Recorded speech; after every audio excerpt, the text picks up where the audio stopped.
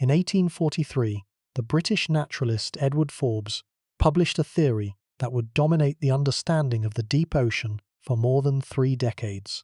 The theory, based on his dredging surveys in the Aegean Sea, proposed that life in the ocean decreased steadily with depth, and that below roughly 300 fathoms, roughly 550 meters, the ocean was entirely lifeless.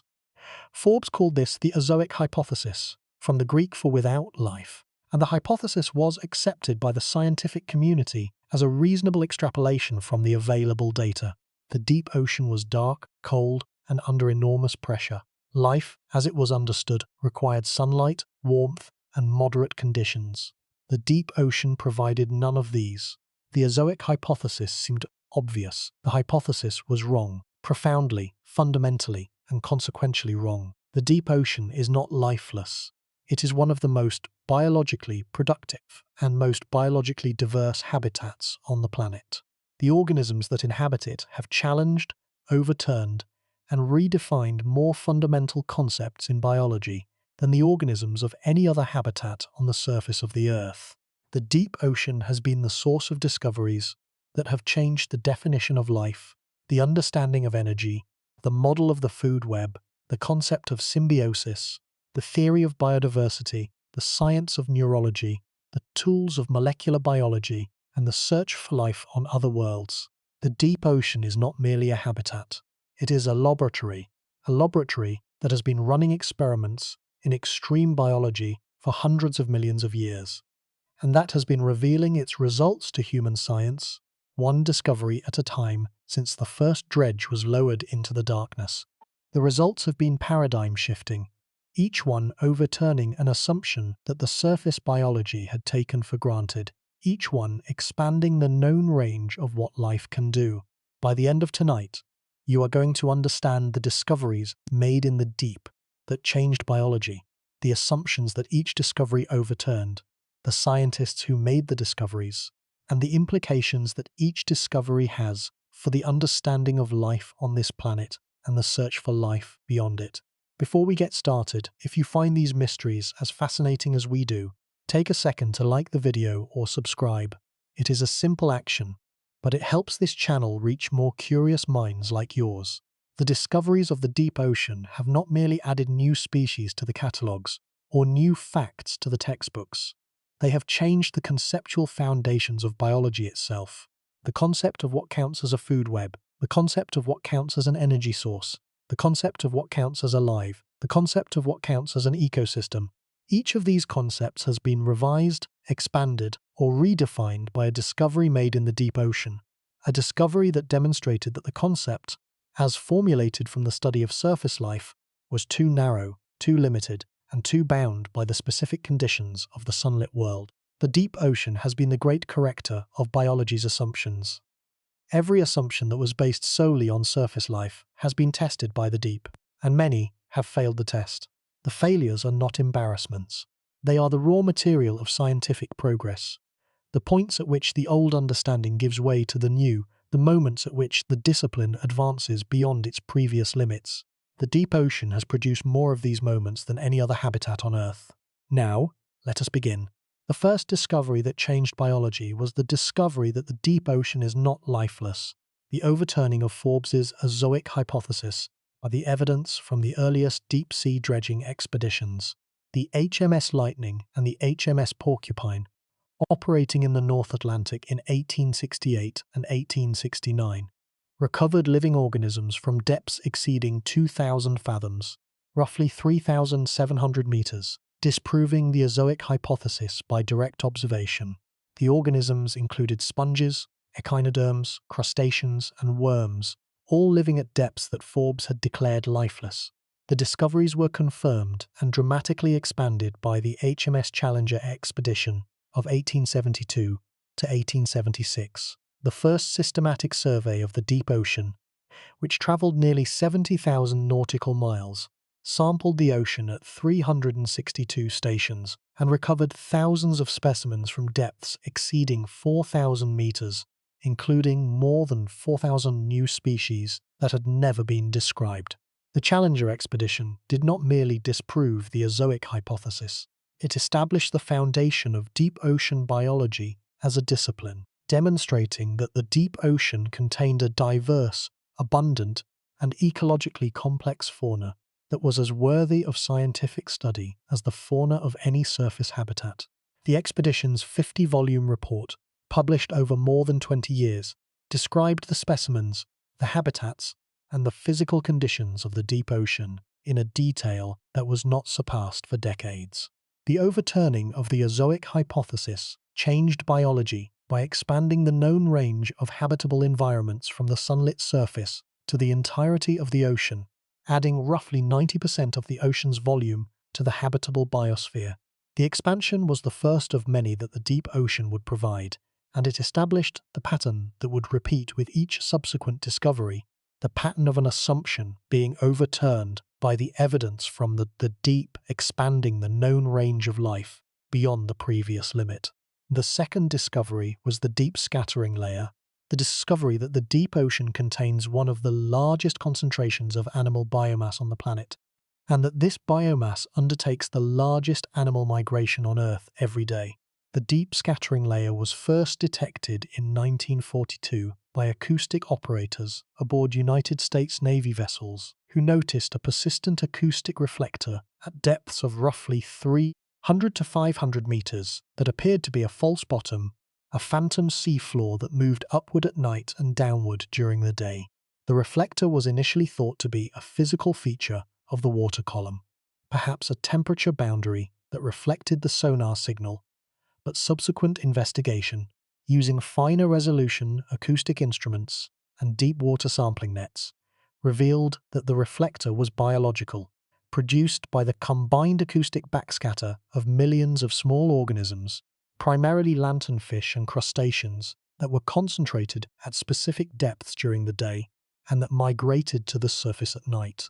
The discovery of the deep scattering layer changed biology by revealing that the deep ocean contained far more biomass than the surface-based estimates had suggested, and that this biomass was not static but was in constant motion, migrating through the water column every day in a movement that involves trillions of organisms and that transports millions of tons of biomass through vertical distances of hundreds of meters. The migration is the largest animal migration on the planet by biomass, and its discovery demonstrated that the deep ocean was not a quiescent, stable environment, but a dynamic one with biological rhythms that are driven by the same solar cycle that drives the rhythms at the surface. 3 comparisons establish the scale of how the deep ocean discoveries have changed biology. The first concerns the total number of new species described from the deep ocean. The Challenger expedition described more than 4,000 new species. The subsequent century and a half of deep ocean exploration has added roughly 25,000 to 30,000 more. The total number of species described from the deep ocean represents a significant fraction of all described marine species, and the rate of new species description from the deep ocean has not declined, indicating that the deep ocean fauna is far from fully catalogued. The second concerns the conceptual impact. The deep ocean discoveries have changed at least 7 fundamental concepts in biology: the concept of habitable environments, the concept of energy sources for life, the concept of animal-bacterial symbiosis, the concept of neural transmission, the concept of molecular biological tools, the concept of the limits of life, and the concept of global biodiversity distribution. No other single habitat has produced discoveries that have changed as many fundamental concepts. The third concerns the practical impact. The deep ocean discoveries have produced practical applications that include the green fluorescent protein, which is used in thousands of laboratories worldwide as a tool for molecular biology, the understanding of the action potential, which is the basis of modern neurology and pharmacology, the discovery of thermostable enzymes from deep-sea organisms that are used in industrial biotechnology, and the expansion of the habitability concept that guides the search for extraterrestrial life.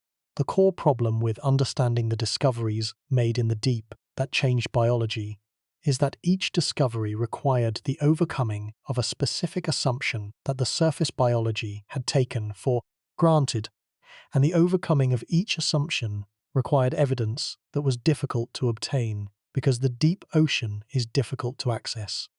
But here is the problem. The assumption that all life depends on sunlight was the most deeply embedded assumption in biology, because every known ecosystem on the surface of the Earth depended, directly or indirectly, on the photosynthetic conversion of solar energy into organic matter. Every food web on land, in fresh water, and in the shallow ocean began with photosynthesis, with organisms that captured the energy of the sun and used it to build organic molecules from carbon dioxide and water. The energy of the sun was the foundation of all biology. The assumption was so fundamental that it was rarely stated explicitly, because it seemed so obviously true that it did not need to be stated. The discovery of hydrothermal vents in 1977 overturned this assumption with an abruptness that shook the biological community. The research submersible Alvin, operated by the Woods Hole Oceanographic Institution, descended to the Galapagos Rift at a depth of roughly 2,500 meters and found communities of organisms, including giant tube worms, clams, mussels, and crabs, clustered around vents that were spewing superheated, mineral-laden water from the seafloor. The organisms were living in total darkness, at depths where no sunlight had ever penetrated, in an environment that was sustained not by photosynthesis but by chemosynthesis, the conversion of chemical energy from the vent fluids into organic matter by bacteria that oxidized hydrogen sulfide and other reduced chemicals. And it gets worse. The vent discovery did not merely add a new type of ecosystem to the catalogue, it changed the fundamental definition of what an ecosystem could be, demonstrating that an entire biological community, with primary producers, consumers, and predators, could be sustained by the chemical energy of the Earth's interior rather than by the energy of the sun. The discovery was paradigm-shifting in the most literal sense, replacing the paradigm that all life depends on sunlight with the paradigm that life depends on energy and that the energy can come from any source, solar or chemical, as long as it is sufficient to drive the metabolic reactions that life requires. The identification of the mechanism by which the vent organisms obtained their energy was made by several research groups in the years following the initial discovery. The chemosynthetic bacteria at the vents oxidized hydrogen sulfide, a compound that is toxic to most organisms, using the energy released by the oxidation to fix carbon dioxide into organic matter, the same function that photosynthetic organisms perform, using the energy of sunlight. The chemosynthetic bacteria were the primary producers of the vent ecosystem, the organisms at the base of the food web that provided the organic matter on which all the other organisms depended. The discovery of the chemosynthetic symbiosis in the giant tube worm Riftia pachyptila added another dimension to the paradigm shift. The tube worm, which can exceed 2 meters in length, has no mouth, no stomach, and no digestive tract. It obtains its nutrition entirely from chemosynthetic bacteria that are housed within a specialized organ called the trophosome, an organ that constitutes a significant fraction of the tube worm's body mass. The bacteria are provided with hydrogen sulfide and oxygen by the tube worm's circulatory system, which transports the chemicals from the surrounding water to the trophosome through a specialized hemoglobin that can bind both oxygen and hydrogen sulfide simultaneously, a molecular adaptation that is found in no other organism. The chemosynthetic symbiosis was identified in 1981 by the biologist Colleen Kavanagh, then a graduate student at Harvard, who proposed that the bacteria in the trophosome were chemosynthetic and that they provided the tube worm with its nutrition through the transfer of organic molecules from the bacteria to the tube worm's tissues. The proposal was initially met with skepticism, because the concept of an animal deriving its nutrition entirely from symbiotic bacteria was unprecedented, but the subsequent biochemical evidence confirmed Kavanagh's hypothesis and established the chemosynthetic symbiosis as a new type of animal-bacterial relationship that had no equivalent in the surface biology. This is not science fiction. This is the documented history of one of the most significant discoveries in the history of biology, a discovery that changed the understanding of energy, of symbiosis, and of the fundamental requirements for life. The discovery was made in the deep ocean, at a depth that is beyond the reach of sunlight, in an environment that the surface biology had never anticipated, and it overturned assumptions that had been the foundation of biological thought since the discipline began. But here is what makes this truly terrifying. The vent discovery was made in 1977, which means that the assumption that all life depends on sunlight was accepted as fact by the biological community for the entire history of the discipline, from the 18th century to the late 20th century, a period of roughly 200 years. The assumption was wrong, and it was wrong because the evidence that would disprove it was hidden at the bottom of the ocean in an environment that was not accessible to science until the development of deep-diving submersibles in the 1960s and 70s. The deep ocean had been hiding a fundamental fact about life, the fact that life can be sustained by chemical energy alone for the entire history of biology, and the fact was revealed only when the technology became available to observe it. The subsequent discoveries from the deep ocean continued the pattern established by the vent discovery, each one overturning a specific assumption and each one expanding the known range of biological possibility. The third discovery that changed biology was the giant axon of the squid and its role in the understanding of neural transmission. The giant axon, first described by the zoologist J.Z. Young in 1936 from the squid loligo, provided the experimental system that allowed the physiologists Alan Hodgkin and Andrew Huxley to discover the ionic mechanism of the action potential, the electrical signal that carries information along nerve fibers.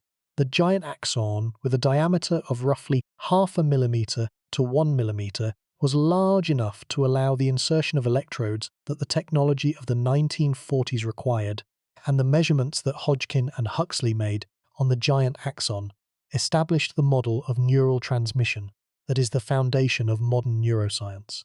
The Hodgkin-Huxley model, which describes the action potential as a sequence of changes in the permeability of the nerve membrane to sodium and potassium ions, was recognized by the Nobel Prize in Physiology or Medicine in 1963 and is one of the most important theoretical frameworks in biology. The model was made possible by the squid's giant axon, an adaptation to the deep ocean that evolved for the purpose of coordinating the rapid mantle contractions that power the squid's jet propulsion, and that was repurposed by human science for the elucidation of the most fundamental electrical process in the nervous system. The numbers are striking when the impact of the giant axon discovery is measured. The Hodgkin-Huxley model is cited in every neuroscience textbook. It is the basis of every computational model of neural function. It is the foundation of the understanding of every neurological disease, every anesthetic, every nerve agent, and every drug that affects the nervous system. The discovery was made possible by a deep ocean organism, and its impact extends to every branch of medicine and every branch of neuroscience. The fourth discovery that changed biology was the green fluorescent protein from the jellyfish Achorea victoria. The protein, which absorbs blue light and emits green light, was first isolated by the biochemist Osamu Shimomura in 1962, and it was developed into a tool for molecular biology by the scientists Martin Chalfie and Roger Tsien in the 1990s. The green fluorescent protein, known as GFP, can be fused to any protein of interest, creating a fusion protein that glows green under blue light, allowing the researcher to visualize the location, the movement, and the interactions of the protein in living cells. The technique has become one of the most widely used tools in molecular biology, and its development was recognized by the Nobel Prize in Chemistry in 2008. The math is striking when the economic and scientific impact of GFP is measured. The global market for fluorescent proteins and related products is estimated at hundreds of millions of dollars per year. The number of scientific papers that use GFP or its derivatives exceeds 100,000. The technique has been applied to every major area of biology, from developmental biology to neuroscience to cancer research to infectious disease. The entire impact traces back to a single deep ocean organism, a jellyfish whose bioluminescent protein was isolated from specimens collected in the waters of Friday Harbor, Washington, and whose molecular properties turned out to be transformative for the tools of modern biology. The fifth discovery was the subsea floor biosphere, the discovery that life exists in the sediment and the rock beneath the ocean floor at depths of up to several kilometers and at ages of up to 100 million years. The discovery, which emerged from the deep ocean drilling programs in the 1980s and 1990s, changed biology by expanding the known biosphere from the surface and the ocean water column to the deep interior of the Earth, roughly doubling the estimated total microbial biomass of the planet, and demonstrating that life can persist for geological timescales at metabolic rates that are barely distinguishable from the inorganic chemical reactions that occur in the surrounding rock. The subsea floor discovery changed the definition of life itself, because the organisms of the deep subsurface exist in a state that is so close to the boundary between the living and the non-living, that the traditional definition of life, which requires metabolism, growth, and reproduction, must be stretched to accommodate them. The organisms metabolize, but at rates that are measured on geological timescales. They reproduce, but at intervals of millennia. They grow, but so slowly that the growth is undetectable on human timescales. They are alive, by the broadest definition, but they are alive in a way that the surface biology never anticipated, and that the traditional concepts of life do not fully encompass. The sixth discovery was the gelatinous revolution. The discovery that the dominant organisms of the deep ocean water column are not fish and crustaceans, as the trawl-based surveys had suggested for more than a century, but gelatinous organisms, jellyfish, siphonophores, ctenophores, and larvaceans that were destroyed by the trawl nets, and that were therefore absent from the data on which the understanding of the deep ocean community was based. The discovery, which emerged from the submersible and ROV observations of the 1980s and 1990s, changed biology by demonstrating that the scientific understanding of the largest habitat on the planet had been systematically wrong for more than a century, misled by the biases of the sampling method. The gelatinous revolution changed the understanding of the deep ocean food web, the deep ocean carbon cycle, and the deep ocean biodiversity, all of which had to be revised to include the gelatinous organisms that the trawls had missed. The revision demonstrated that the deep ocean contained more biomass, more species, and more ecological complexity than the trawl-based estimates had suggested, and that the carbon cycling through the deep water column was mediated by organisms whose contribution had been invisible to the primary sampling method. The seventh discovery was the TMAO depth gradient and the fish depth limit, the discovery that the concentration of the protein-stabilizing molecule TMAO in the tissues of deep-sea fish increases linearly with depth, and that this increase predicts a maximum depth for fish at roughly 8,200 meters, a prediction that has been confirmed by the absence of fish below this depth. The discovery changed biology by demonstrating that the molecular chemistry of an organism can set a hard, quantitative limit on the depth at which the organism can survive, a limit that is determined by the fundamental properties of the molecules rather than by the fitness of the organism. Something is wrong with our assumptions about how well we understand life on this planet. Each of these 7 discoveries overturned a specific assumption that the surface biology had taken for granted. Each demonstrated that the deep ocean contained phenomena that the surface biology had not anticipated, and each expanded the known range of biological possibility beyond the previous limit, extending the definition of what life can be, where life can exist, and what life can do. The deeper truth about the discoveries made in the deep that changed biology is that the deep ocean has been the single most productive source of paradigm-shifting discoveries in the history of biology. No other habitat, no other environment, no other region of the planet has produced as many discoveries that have changed the fundamental concepts of the discipline. Let that sink in. The surface world, which has been the subject of biological study since the discipline began, has produced important discoveries, including the theory of evolution, the discovery of DNA, and the elucidation of the genetic code. But the surface world has not produced the same density of paradigm-shifting discoveries per unit of exploration effort as the deep ocean, because the surface world has been studied for centuries and its major features are well known, while the deep ocean has been studied for only decades and its major features are still being revealed. Let that sink in. The deep ocean is the habitat where the assumptions of biology are most severely tested because the conditions of the deep are most different from the conditions under which the assumptions were formulated. The assumptions of biology were formulated from the study of surface life, life that is sustained by sunlight, that inhabits moderate temperatures and pressures, that grows and reproduces on timescales of hours to years, and that is accessible to direct observation. The deep ocean life violates every one of these assumptions, being sustained by chemical energy, inhabiting extreme temperatures and pressures, growing and reproducing on timescales of years to millennia, and being accessible only through the instruments that can reach the extreme depths. This is not science fiction. This is the documented history of biological discovery, published in the peer-reviewed literature and recognized by the Nobel Prizes that have been awarded for the discoveries that originated in the deep ocean.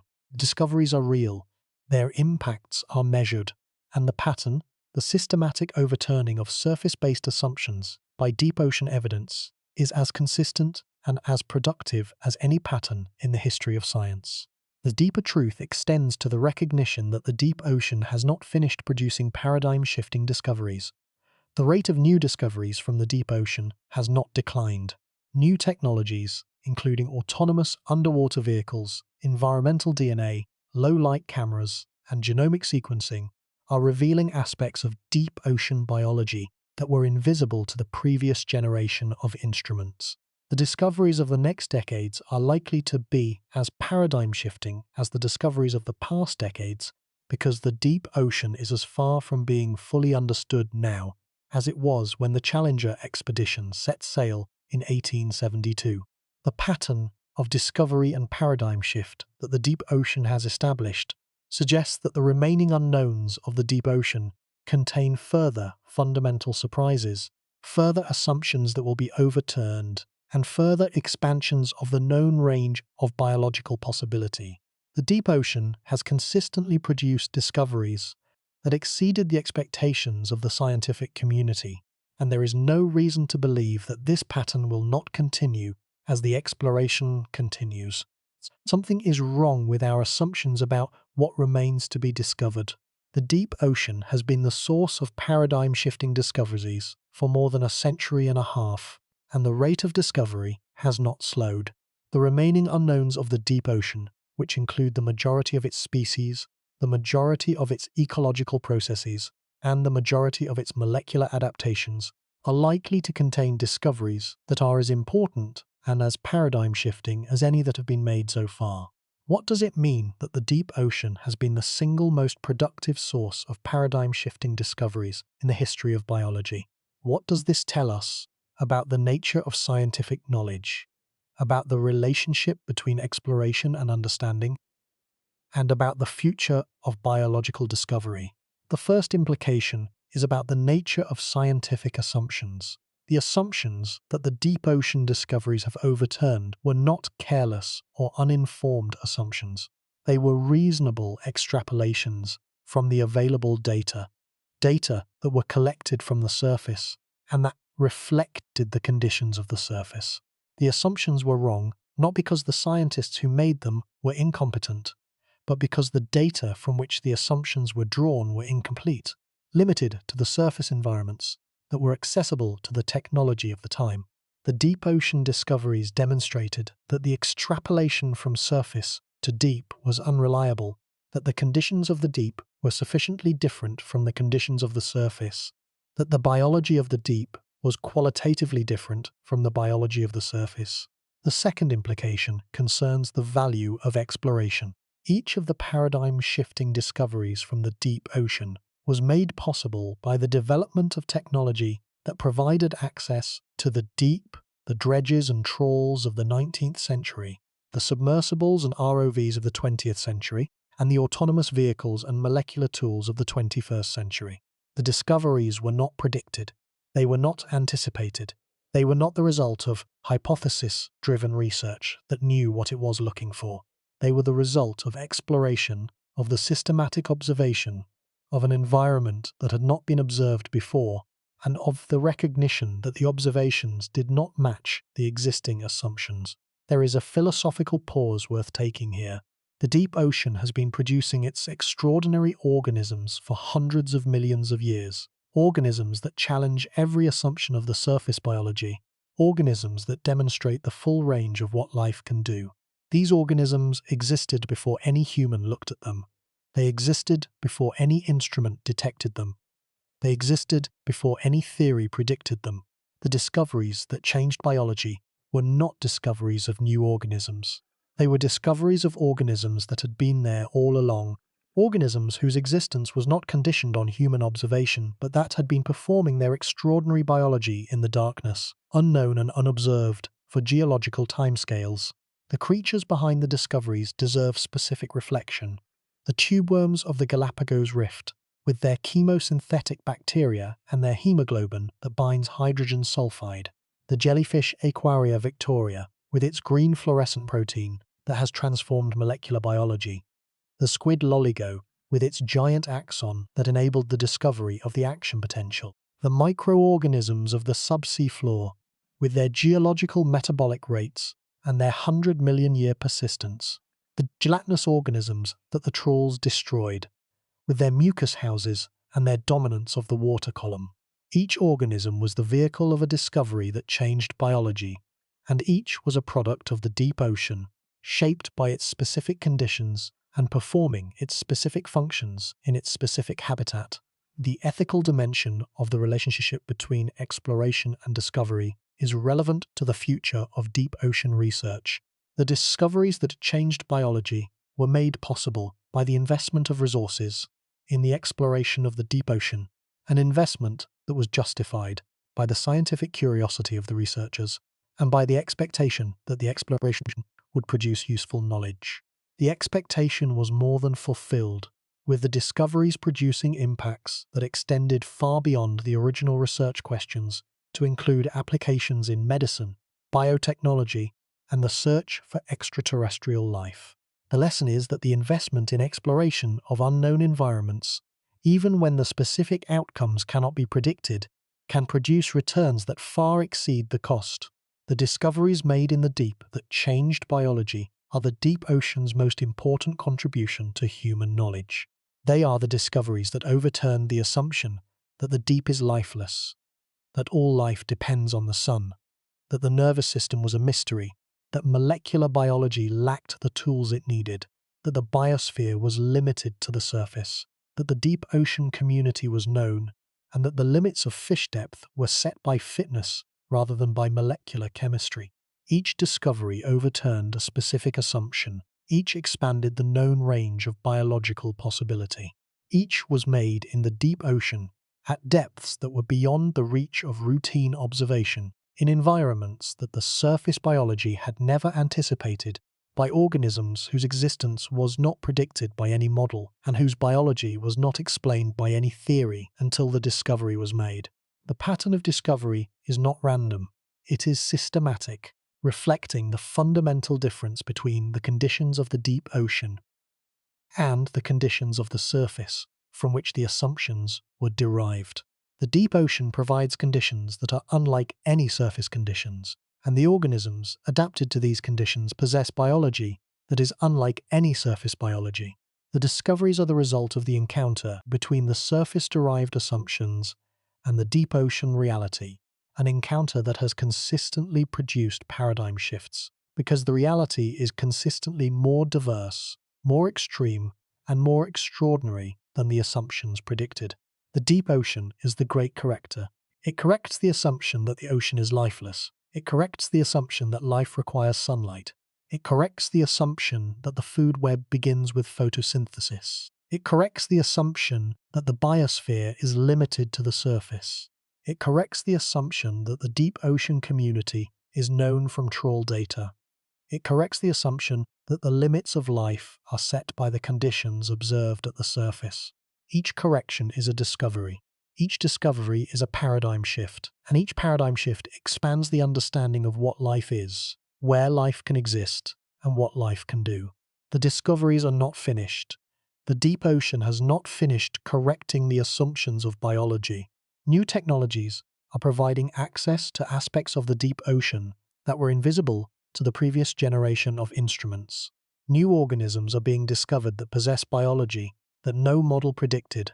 New relationships are being documented that no theory anticipated. And the pace of discovery shows no sign of slowing, because the deep ocean is still far from fully explored, and because the exploration, whenever it occurs, consistently produces results that exceed expectations. The deep ocean has been the source of the most paradigm-shifting discoveries in the history of biology. It will continue to be for as long as the exploration continues, for as long as the instruments are deployed, and for as long as the scientists are willing to descend into the darkness and to observe, with open eyes and open minds, whatever the deep ocean has chosen to reveal. The discoveries made in the deep have changed biology. They have changed the understanding of energy, of symbiosis, of neural transmission, of molecular tools, of the limits of life, and of the distribution of biodiversity. They have changed the definition of what an ecosystem can be, what an organism can do, and where life can exist. They have changed the assumptions that the discipline was built on, and have replaced them with a broader, more inclusive, and more accurate understanding of the nature of life. The deep ocean made these discoveries possible, the organisms made these discoveries necessary, and the scientists who descended into the darkness, who observed the unexpected, and who had the courage to report what they found, even when it contradicted the existing assumptions, made these discoveries real. The deep ocean's greatest gift to biology is not any single discovery. It is the pattern of discovery, the consistent, systematic overturning of surface-based assumptions by deep ocean evidence, a pattern that has been producing paradigm shifts for more than a century and a half, and that will continue to produce them for as long as the deep ocean remains the most unexplored and the most extraordinary habitat on the surface of the Earth. The deep made these discoveries.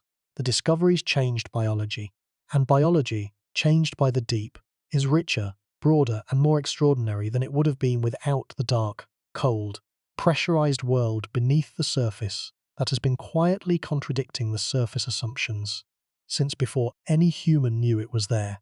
The overturning of the Azoic hypothesis by the Challenger expedition was not merely the addition of new species to the catalogue. It was the destruction of a conceptual framework that had shaped the understanding of the ocean for 3 decades, and that had limited the imagination of biologists to the sunlit zone. The destruction of the framework opened the deep ocean to scientific investigation and created the discipline of deep-sea biology, a discipline that has produced more paradigm-shifting discoveries per decade of investigation than any other branch of biology. The significance of the Challenger expedition extends beyond its specific findings to include the methodological framework that it established. The expedition demonstrated that the systematic sampling of the deep ocean, using standardized methods at multiple locations across the global ocean, could produce a comprehensive picture of the deep ocean fauna that was not available from sporadic, opportunistic sampling.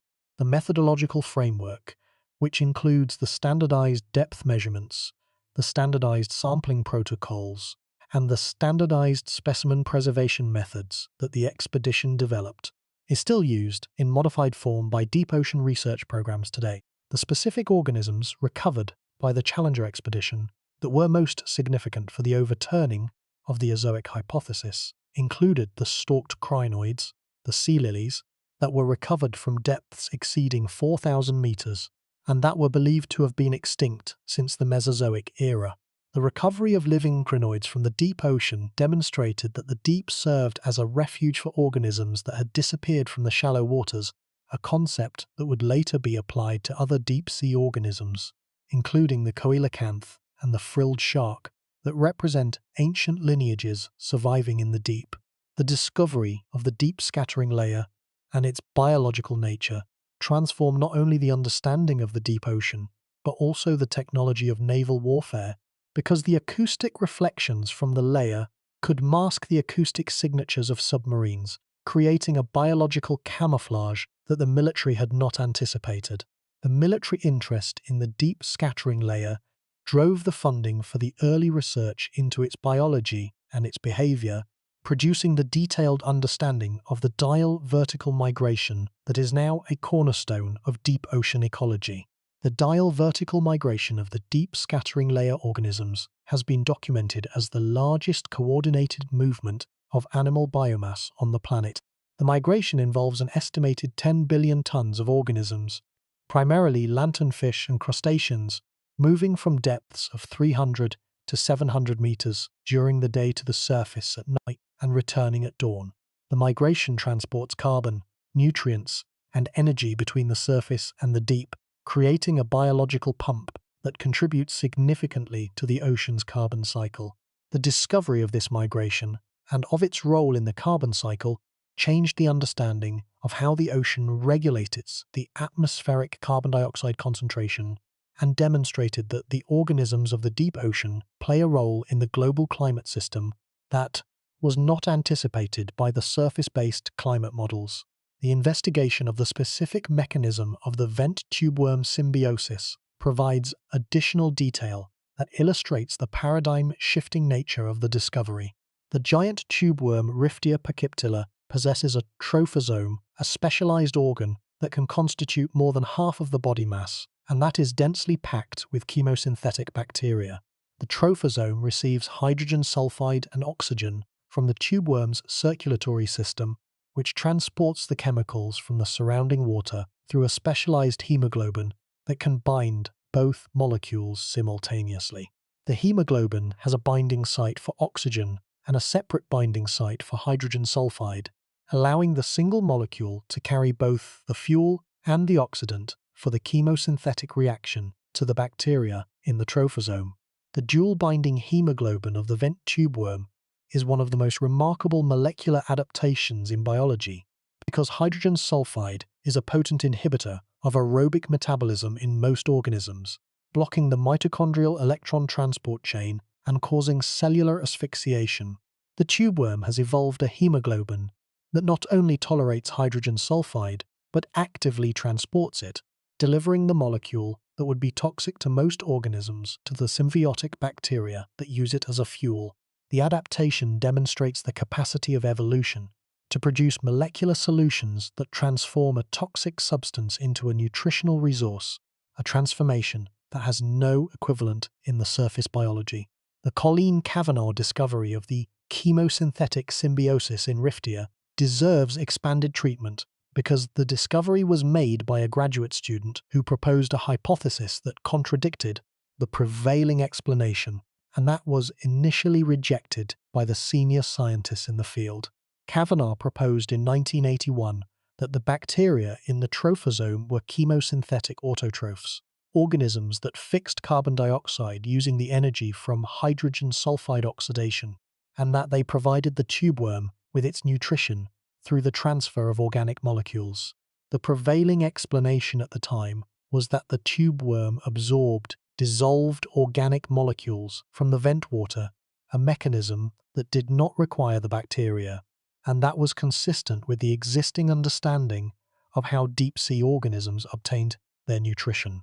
Cavanaugh's hypothesis was confirmed by the biochemical evidence, including the demonstration that the trophosome bacteria contained the enzymes of the Calvin cycle, the metabolic pathway used by photosynthetic organisms and by chemosynthetic autotrophs to fix carbon dioxide, and that the carbon isotope ratio of the tubeworm's tissues was consistent with the carbon fixation by the bacteria rather than with the absorption of dissolved organic molecules from the water.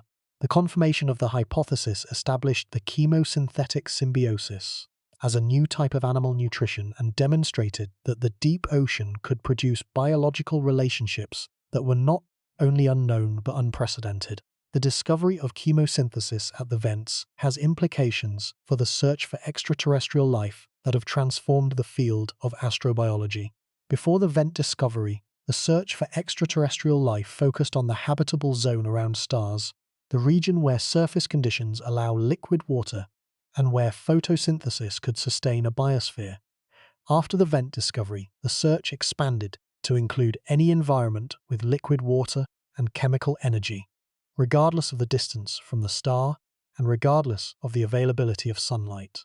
The expansion transformed the search from a surface-centered, sun-dependent search to a subsurface-inclusive, energy-independent search, dramatically increasing the number of potentially habitable environments in the solar system and beyond. The specific extraterrestrial environments that the Vent discovery made habitable in the astrobiological models include the subsurface ocean of Europa, where tidal heating from Jupiter provides the energy for hydrothermal activity at the ocean floor, the subsurface ocean of Enceladus, where hydrothermal activity has been confirmed by the detection of hydrogen in the plumes that erupt from the Moon's south pole, and the deep subsurface of Mars, where liquid water may exist in fractures in the rock, and where chemical energy may be available from the interaction of water with iron-bearing minerals. The investigation of the impact of the green fluorescent protein on molecular biology provides a quantitative measure of the transformation that a single deep ocean molecule has produced in the biological sciences. The GFP was first isolated by Osamu Shimomura from the jellyfish Aquaria victoria collected in the waters of Puget Sound in 1962, but its potential as a biological tool was not recognized until the 1990s, when Martin Chalfie demonstrated that the GFP gene could be inserted into other organisms and that the resulting fusion protein would glow green under blue light, allowing the visualization of the protein's location in living cells. The development of GFP variants by Roger Sien expanded the color palette from green to include blue, cyan, yellow, and red fluorescent proteins, allowing the simultaneous visualization of multiple proteins in the same cell using different colors.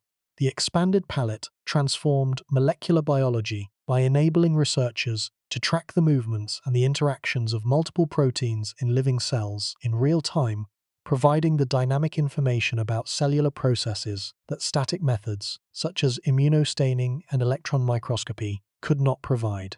The Nobel Prize in Chemistry in 2008, awarded to Shimomura, Chalfie, and Sien for the discovery and the development of the green fluorescent protein, was one of the first Nobel Prizes to be awarded for a discovery that originated in marine biology, and that was transformed into a tool for molecular biology. The prize recognized not only the scientific achievement of the three researchers, but also the extraordinary contribution of a deep ocean organism, the jellyfish Aquaria victoria, to the advancement of human knowledge. The investigation of the subsea floor biosphere and its impact on the concept of life provides the most philosophically significant of the deep ocean discoveries.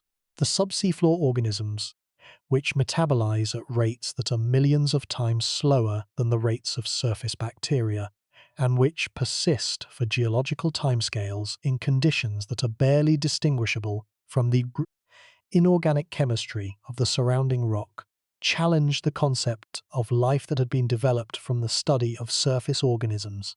The concept required revision to accommodate organisms that metabolize without growing, that reproduce without dividing for millennia, and that persist without changing for millions of years. The revision of the concept of life has not been completed. The subsea floor organisms exist at the boundary between the living and the non-living, and the boundary is not sharp. The organisms on one side of the boundary, the actively metabolizing surface bacteria, are unambiguously alive. The molecules on the other side, the inorganic chemicals of the rock, are unambiguously not alive. The subsea floor organisms occupy the space between, metabolizing at rates that are closer to the rates of inorganic chemistry than to the rates of surface biology, and the question of where the boundary should be drawn, of what minimum level of metabolic activity qualifies as life, is a question that the deep ocean discovery has posed, but that biology has not yet definitively answered.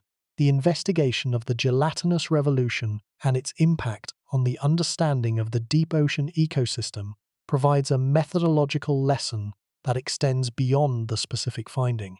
The lesson is that the understanding of a complex ecosystem is limited by the methods used to study it, and that the limitations of the methods can produce systematic errors in the understanding that persist for as long as the methods are used. The trawl net, which was the primary method for studying the deep ocean for more than a century, was systematically biased against the gelatinous organisms that constituted the majority of the deep ocean biomass. The bias was not recognized for more than a century, because the trawl was the only method available and because the absence of the gelatinous organisms from the trawl data was interpreted as the absence of the gelatinous organisms from the environment.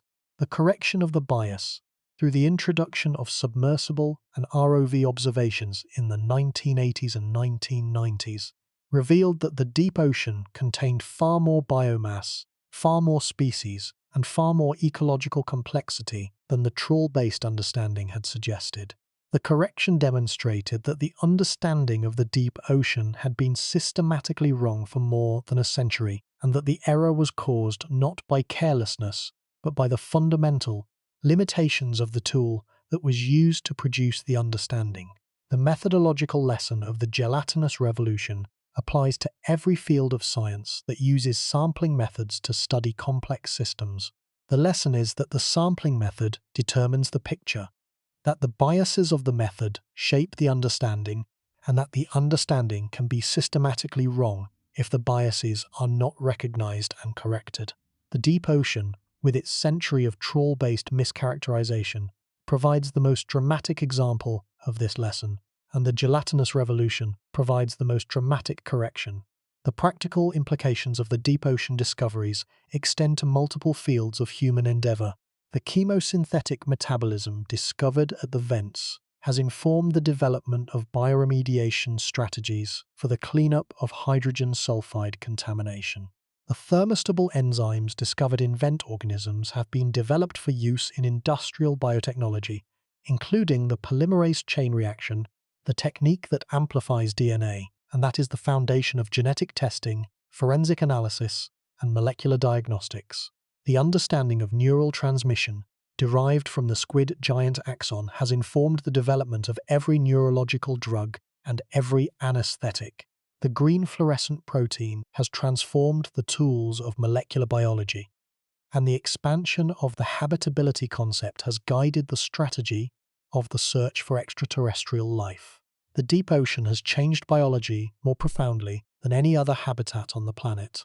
It has changed the understanding of energy, of symbiosis, of neural transmission, of molecular tools, of the biosphere, of sampling methods, and of the limits of life. It has done so through a series of discoveries that were not predicted, that were not anticipated, and that were made possible only by the technologies that provided access to the deep. The discoveries are the product of the encounter between human curiosity and the deep ocean reality, an encounter that has been productive beyond any prediction and that continues to produce results that exceed the expectations of the scientific community. The deep ocean's contribution to human knowledge is not finished. The exploration is not complete. The instruments are improving. The discoveries are continuing. And the deep ocean, dark and cold and pressurized and vast, is still the most productive source of paradigm-shifting discoveries in the biological sciences, producing results that change the understanding of life with every expedition that descends into the darkness. The deep made these discoveries possible. The discoveries changed biology, and biology, changed by the deep, will never be the same. The investigation of the specific impact of the hydrothermal vent discovery on the field of origin of life research provides a perspective that extends the significance of the discovery beyond ecology to the most fundamental question in biology: how life began.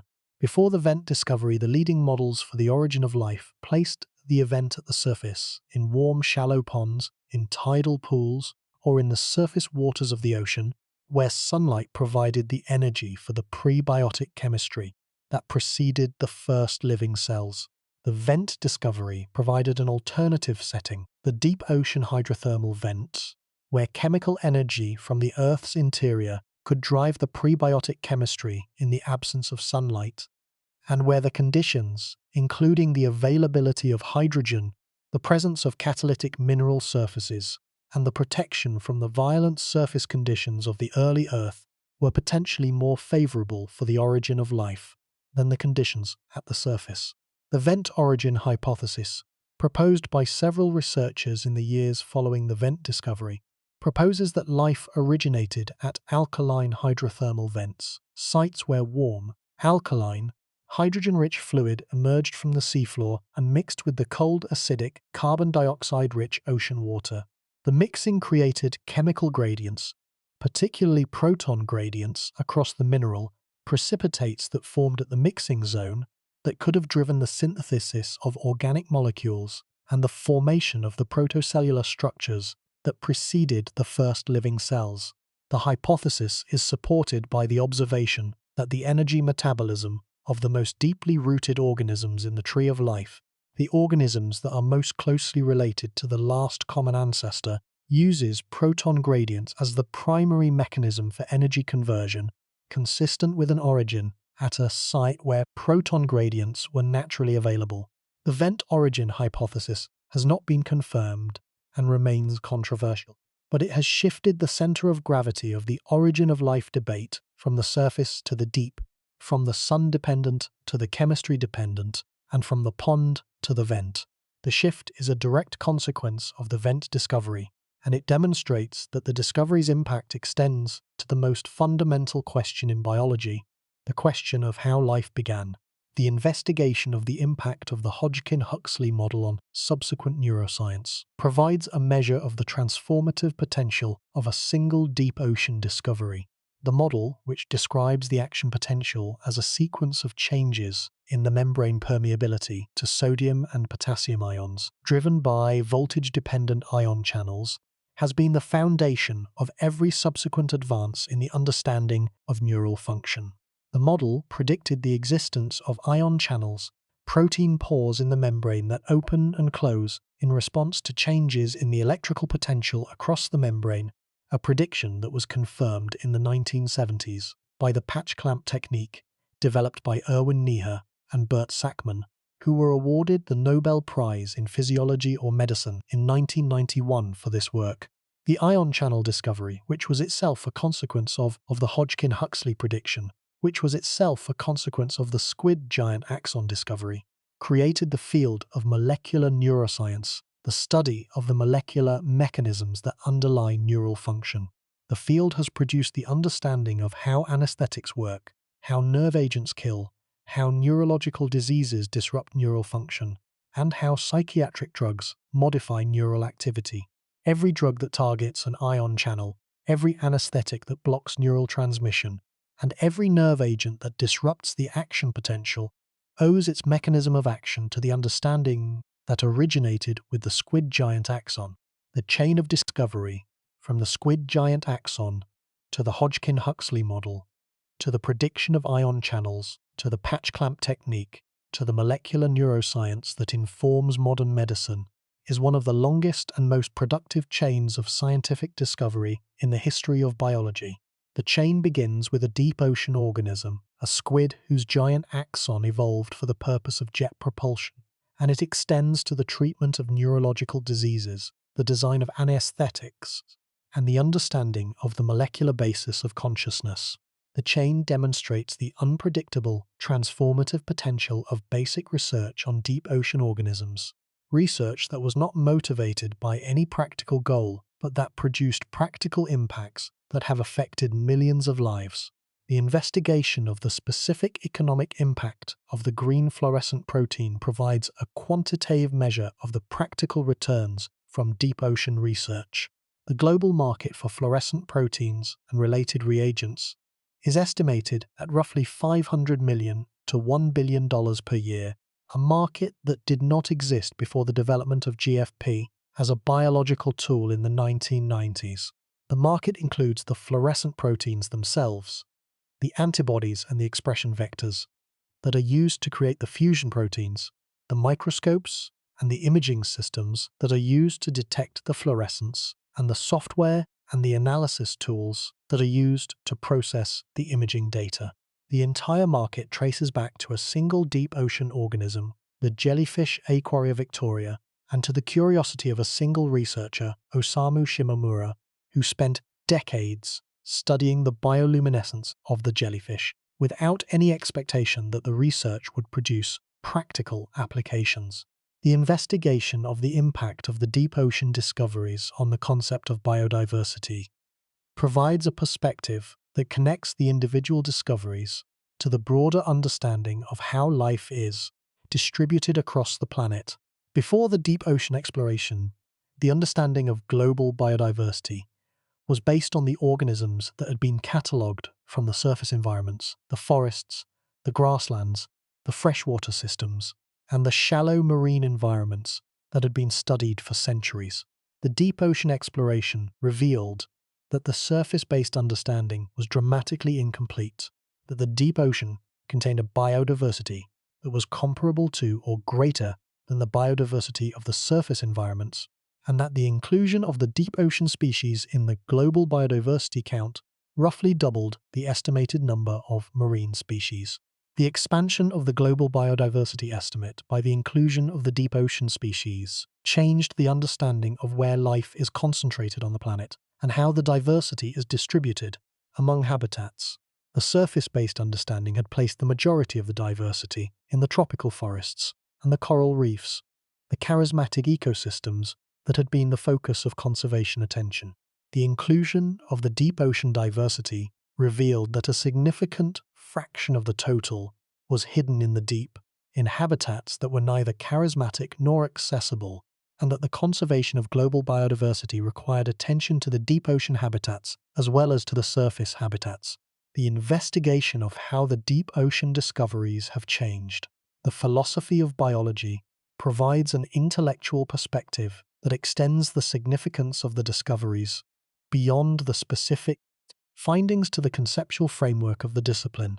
The discoveries have changed the philosophy of biology by demonstrating that the concepts of the discipline, which were developed from the study of surface life, are not universal, but are limited to the conditions under which they were formulated. The concept that all life depends on sunlight is limited to the surface. The concept that metabolism operates on timescales of hours to days is limited to the surface. The concept that the food web begins with photosynthesis is limited to the surface. Each concept is valid for the conditions of the surface, but each fails when applied to the conditions of the deep, where the energy, the timescales, and the food web structure are fundamentally different. The philosophical lesson of the deep ocean discoveries is that the universality of biological concepts must be tested, not assumed, and that the test requires the observation of life in environments that are different from the environments in which the concepts were formulated. The deep ocean provides the most different environments on the planet, and the observation of life in these environments has consistently demonstrated that the surface-derived concepts are too narrow, too limited, and too specific to the sunlit world to serve as universal principles of biology. The universal principles, if they exist, must be broad enough to encompass both the surface biology and the deep biology, both the sunlit and the dark, both the photosynthetic and the chemosynthetic, both the fast and the slow. The investigation of the specific technological innovations that enabled each deep ocean discovery reveals that the history of deep ocean biology is inseparable from the history of deep ocean technology. The dredges and trawls of the 19th century enabled the overturning of the azoic hypothesis. The acoustic instruments of the 1940s enabled the discovery of the deep scattering layer.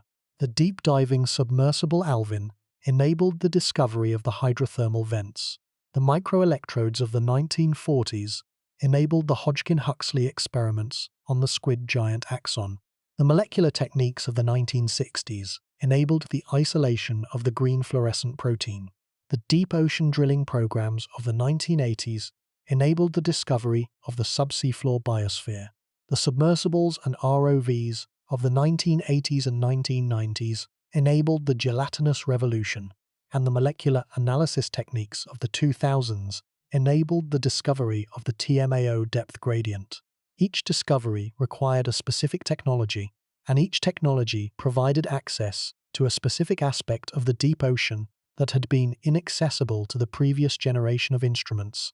The pattern demonstrates that the rate of paradigm-shifting discoveries from the deep ocean is limited by the rate of technological innovation, and that each innovation in deep ocean technology has the potential to produce a discovery that changes biology. The current generation of deep ocean technologies, including autonomous underwater vehicles, environmental DNA, low-light cameras, genomic sequencing, and artificial intelligence for data analysis, is providing access to aspects of the deep ocean that were invisible to the previous generation and that may produce discoveries that are as paradigm-shifting as the discoveries of the past. The environmental DNA technology, which can detect the genetic signatures of organisms in the water without physically capturing them, is revealing a molecular diversity in the deep ocean that is far greater than the morphological diversity documented by traditional methods, suggesting that the deep ocean contains millions of undescribed species whose biology has not been studied and whose significance has not been assessed. The artificial intelligence tools that are being developed for the analysis of deep ocean video footage, acoustic recordings, and molecular data have the potential to accelerate the rate of discovery by processing the data at rates that far exceed human capacity and by detecting patterns in the data that human analysts would not recognize. The AI-assisted analysis of the deep ocean data may reveal ecological relationships, species interactions, and community patterns that are invisible to the human eye, and that could produce new insights into the functioning of the deep ocean ecosystem. The future of deep ocean biology is therefore likely to be as productive of paradigm-shifting discoveries as the past, because the technologies are advancing, the access is improving, and the deep ocean remains far from fully explored. The discoveries of the past century and a half, from the overturning of the Azoic hypothesis to the discovery of the TMAO depth gradient, represent the results of the first phase of deep ocean exploration, a phase in which the most accessible and most conspicuous features of the deep ocean biology were revealed. The next phase, enabled by the new technologies and the new analytical methods, will reveal the subtler, the more hidden, and the more complex features that are likely to produce discoveries that are as surprising and as paradigm-shifting as any that have been made so far. The deep ocean has been the source of the most paradigm-shifting discoveries in the history of biology. It will continue to be. The discoveries have changed biology. The future discoveries will change it further, and the deep ocean, dark and cold and pressurized and vast, remains the most extraordinary and the most productive laboratory for biological discovery on the surface of the Earth. The discoveries made in the deep that changed biology are not merely historical achievements. They are the evidence that the deep ocean is the habitat where the most fundamental questions about life are most productively addressed, where the assumptions of biology are most rigorously tested, and where the answers, when they come, are most likely to change the understanding of life in ways that the surface biology could never have predicted. The deep has changed biology. The deep will continue to change biology. And the deep, with its extraordinary organisms and its extraordinary conditions, remains the planet's most important and most productive frontier for the science that seeks to understand life in all its diversity, in all its extremity, and in all its extraordinary capacity for adaptation, persistence, and surprise. The investigation of the broader pattern of deep ocean discoveries reveals that the discoveries share a common structure, the structure of an assumption being overturned by unexpected evidence. The structure has 4 stages. In the first stage, a biological concept is established from the study of surface organisms. In the second stage, the concept is extended to the deep ocean by extrapolation, assuming that the surface conditions and the surface biology are representative of the ocean as a whole. In the third stage, the deep ocean is observed, and the observations do not match the predictions of the extrapolated concept.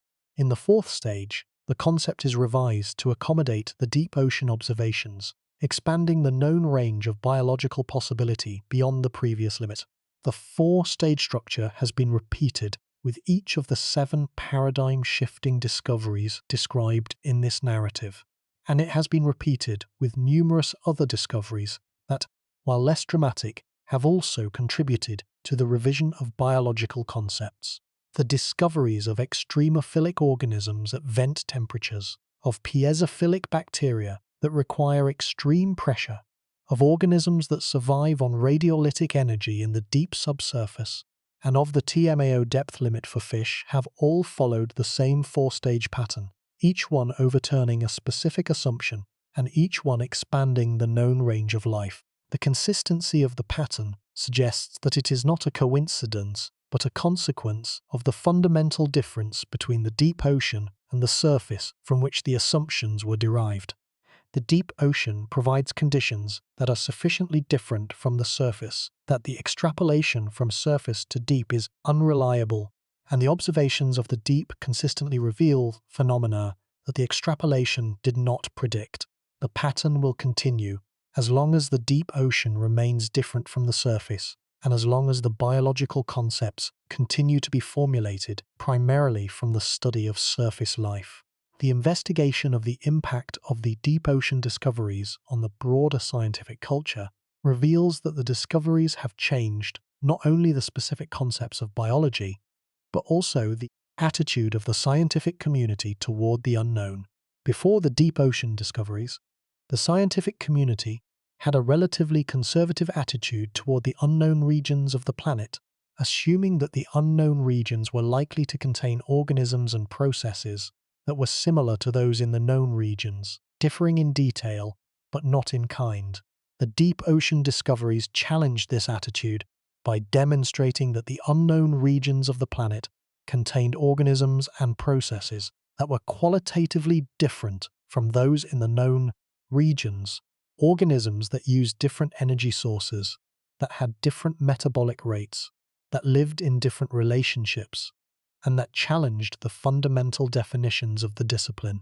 The change in attitude has produced a more humble and a more open scientific culture, one that is more willing to expect the unexpected and more prepared to revise the existing concepts when the evidence demands it. The change is evident in the response to subsequent unexpected discoveries, including the discovery of life in extreme environments on land, such as the hot springs, the deep mines, and the Antarctic ice sheets, discoveries that were received with less skepticism and more enthusiasm than the early deep ocean discoveries, because the scientific community had learned from the deep ocean experience that life is more versatile and more resilient than the surface-based concepts had predicted. The investigation of how deep ocean exploration compares with space exploration in terms of the discoveries produced per unit of investment provides a perspective that is relevant to the allocation of scientific funding.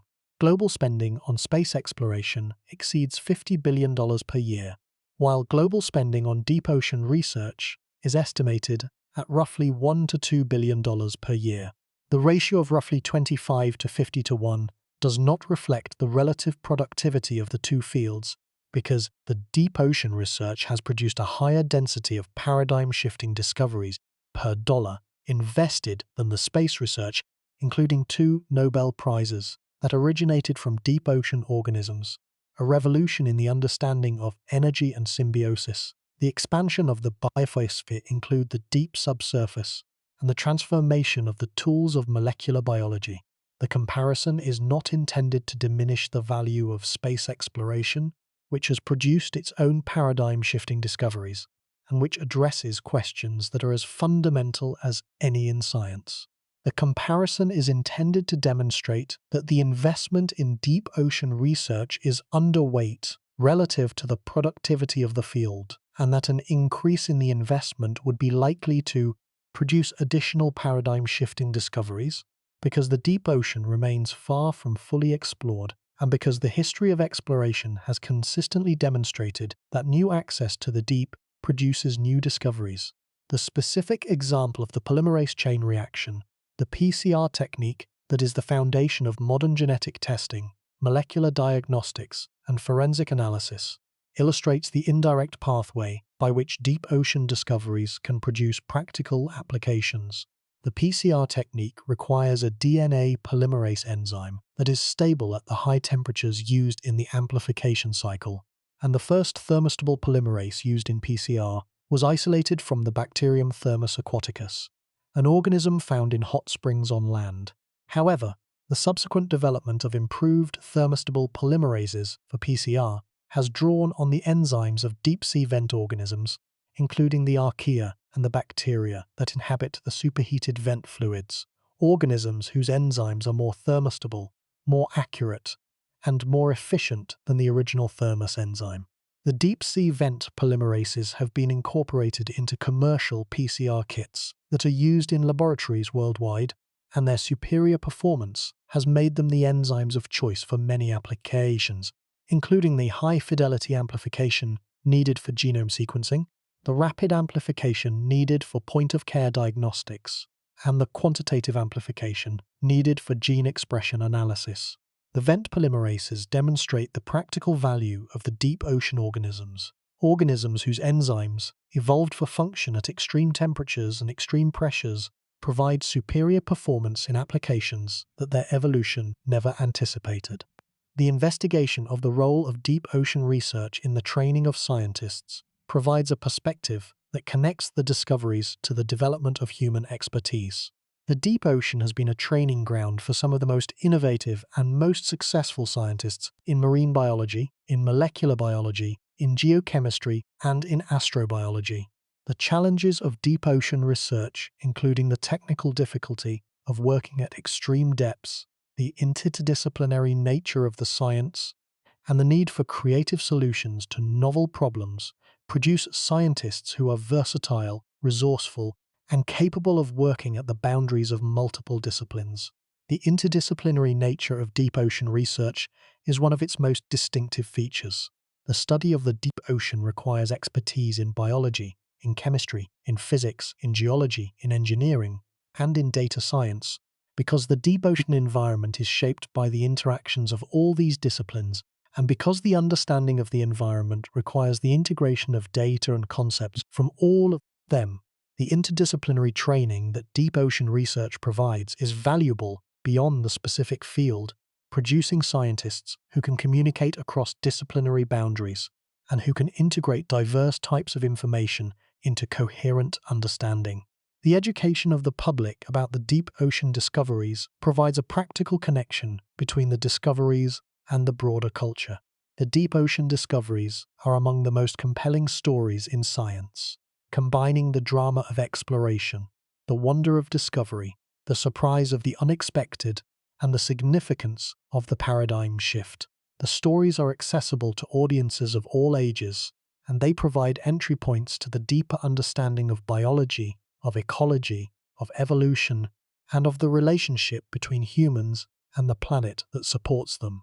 The documentaries, the books, the museum exhibits, and the media presentations that feature the deep ocean discoveries have been effective in raising public awareness of the deep ocean and in generating support for deep ocean research.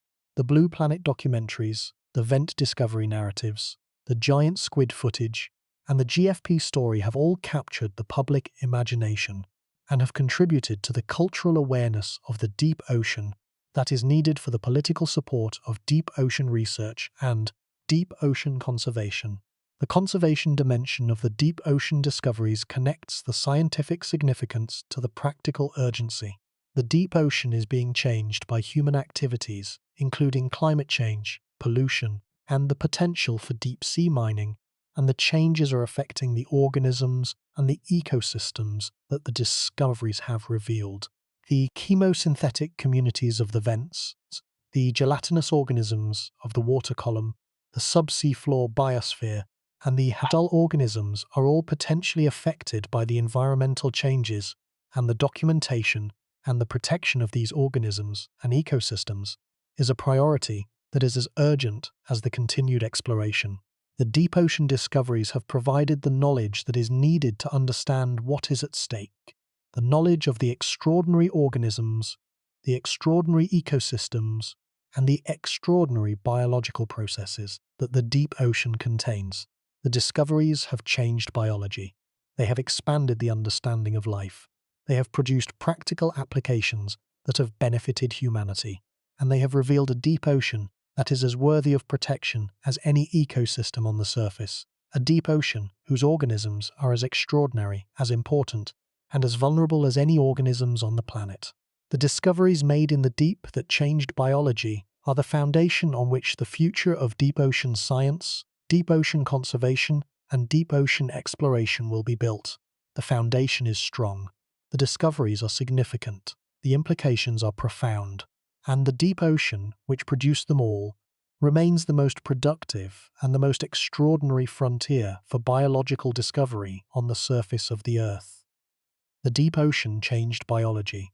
The changes are permanent, and the deep, with its extraordinary organisms and its extraordinary conditions, continues to produce the discoveries that will change biology again, one expedition at a time, one observation at a time, one paradigm shift at a time. In the darkness that covers most of the surface of the planet we call home, the discoveries are the deep ocean's gift to human knowledge. The gift is extraordinary, and the deep ocean, vast and dark and pressurized and full of life, continues to give. The detailed examination of each discovery's impact on specific subfields of biology provides the granularity needed to appreciate the full scope of the deep ocean's contribution to human knowledge. The Vent discovery's impact on the field of symbiosis research has been transformative, revealing a type of animal-bacterial relationship that was without precedent and that has since been found in multiple other deep ocean organisms, including the vent mussels, the vent clams, and the cold seep organisms that harbor chemosynthetic bacteria in their tissues. The discovery of chemosynthetic symbiosis in the vent organisms expanded the concept of symbiosis from a relationship that enhances the nutrition of both partners, as in the classical examples of mycorrhizal fungi and legume rhizobium bacteria, to a relationship that provides the entire nutritional foundation of one partner, as in the tube worm, which derives all of its carbon and all of its energy from its bacterial symbionts.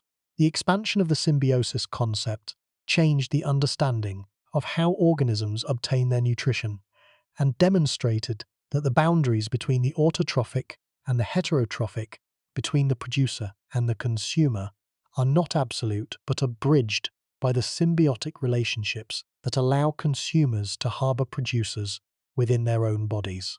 The Vent discovery's impact on the field of biogeography has been equally transformative, revealing that the deep ocean floor is not a uniform, featureless plane, but a patchwork of distinct habitats, each with its own community, its own species, and its own ecological dynamics. The vent habitats are islands of productivity in the food-poor deep, separated from each other by hundreds to thousands of kilometers of barren abyssal plain, and the organisms that inhabit them face the same biogeographic challenges as the organisms of terrestrial islands, including the limited population size, the restricted gene flow, and the high rate of endemism.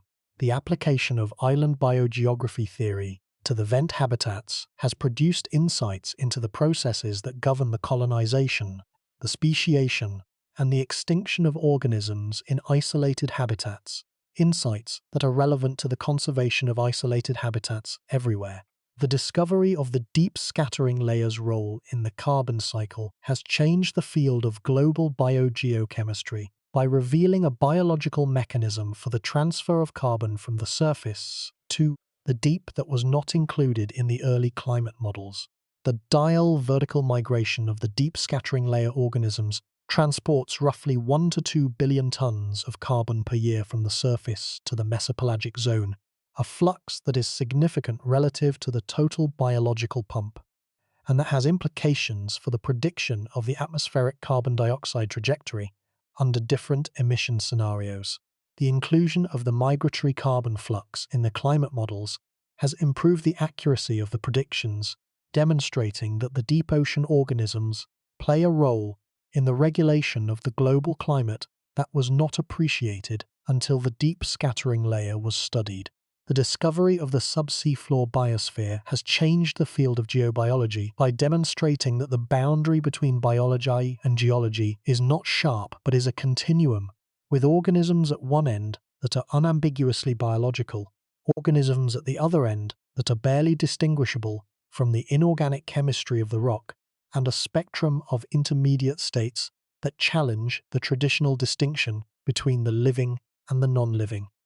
The subsea floor organisms exist at the geological end of this continuum, metabolizing at rates that are comparable to the rates of inorganic weathering and persisting for timescales that are comparable to the timescales of geological processes.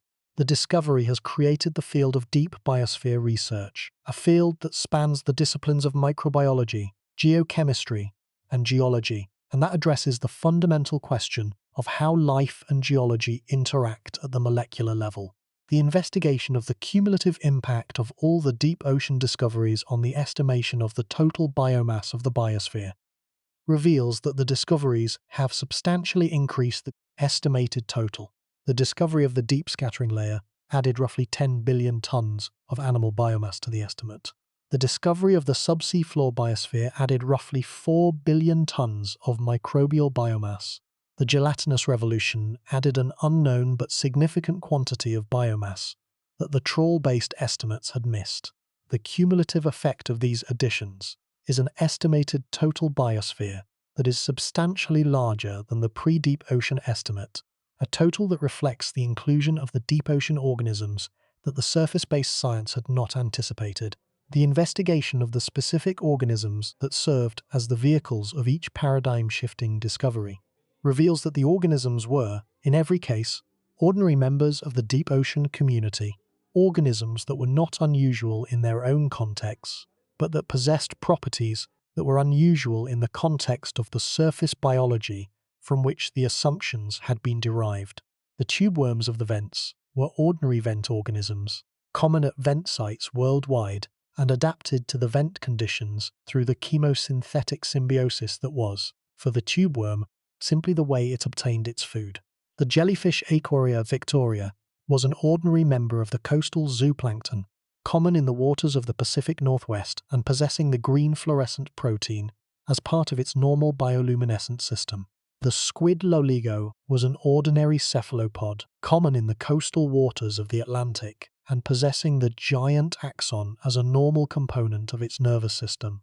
The ordinariness of the organisms in their own contexts is one of the most important lessons of the deep ocean discoveries because it demonstrates that the paradigm-shifting properties of the organisms were not exceptional features of exceptional organisms, but normal features of normal organisms that happen to be different from the organisms of the surface in ways that challenged the surface-derived assumptions.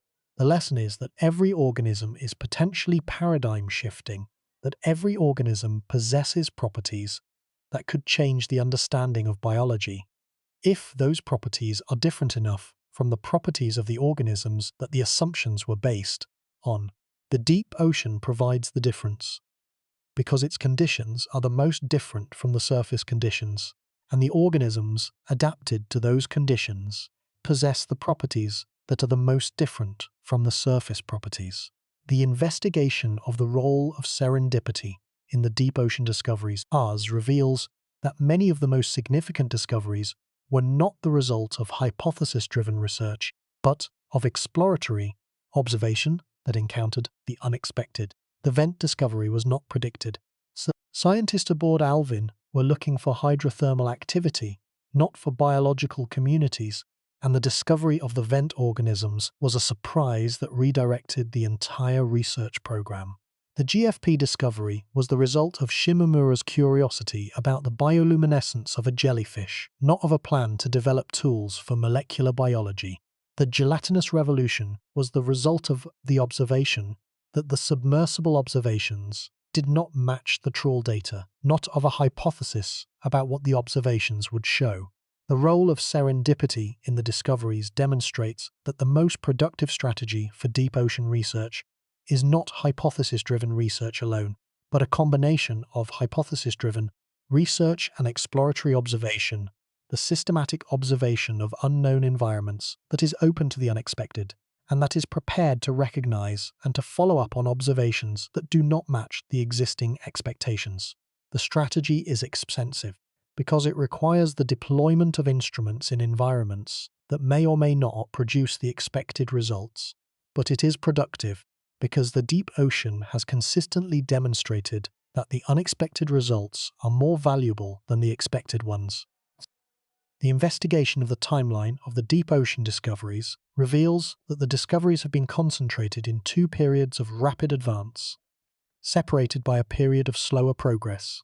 The first period, from the 1860s to the 1890s included the overturning of the Azoic hypothesis, the Challenger expedition, and the establishment of deep ocean biology as a discipline. The second period, from the 1960s to the present, included the discovery of the deep scattering layer's biological nature, the hydrothermal vents, the chemosynthetic symbioses, the subsea floor biosphere, the gelatinous revolution, and the TMAO depth gradient.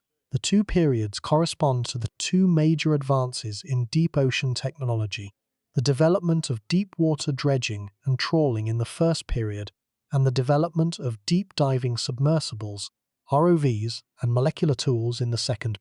The correspondence between the periods of rapid discovery and the periods of technological advance demonstrates that the rate of discovery in the deep ocean is limited by the rate of technological innovation, and that each major technological advance produces a burst of discoveries that change the understanding of the deep ocean biology.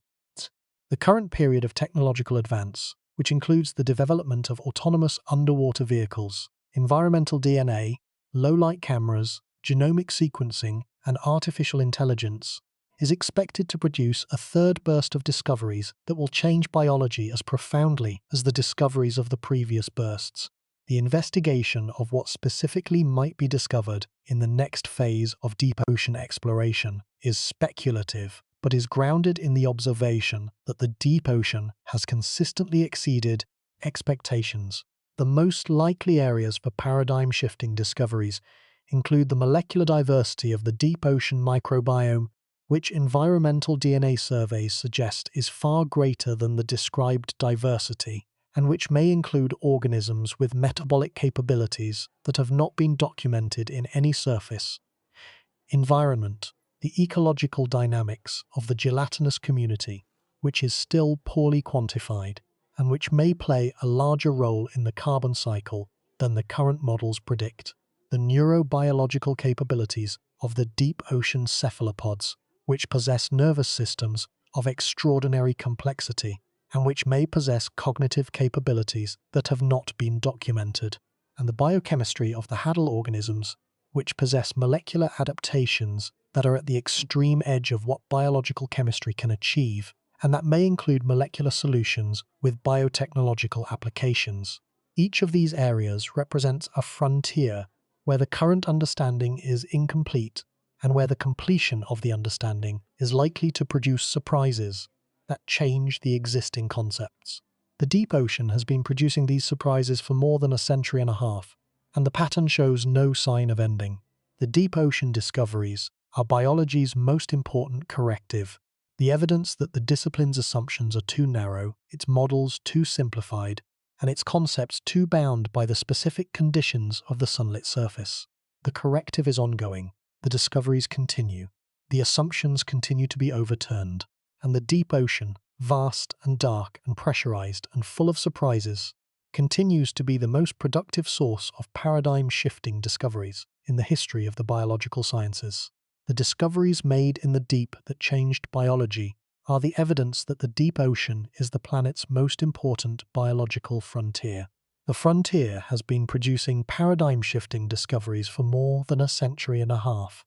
It will continue to produce them for as long as the exploration continues, and for as long as the deep ocean contains organisms and processes that exceed the predictions of the surface-based models.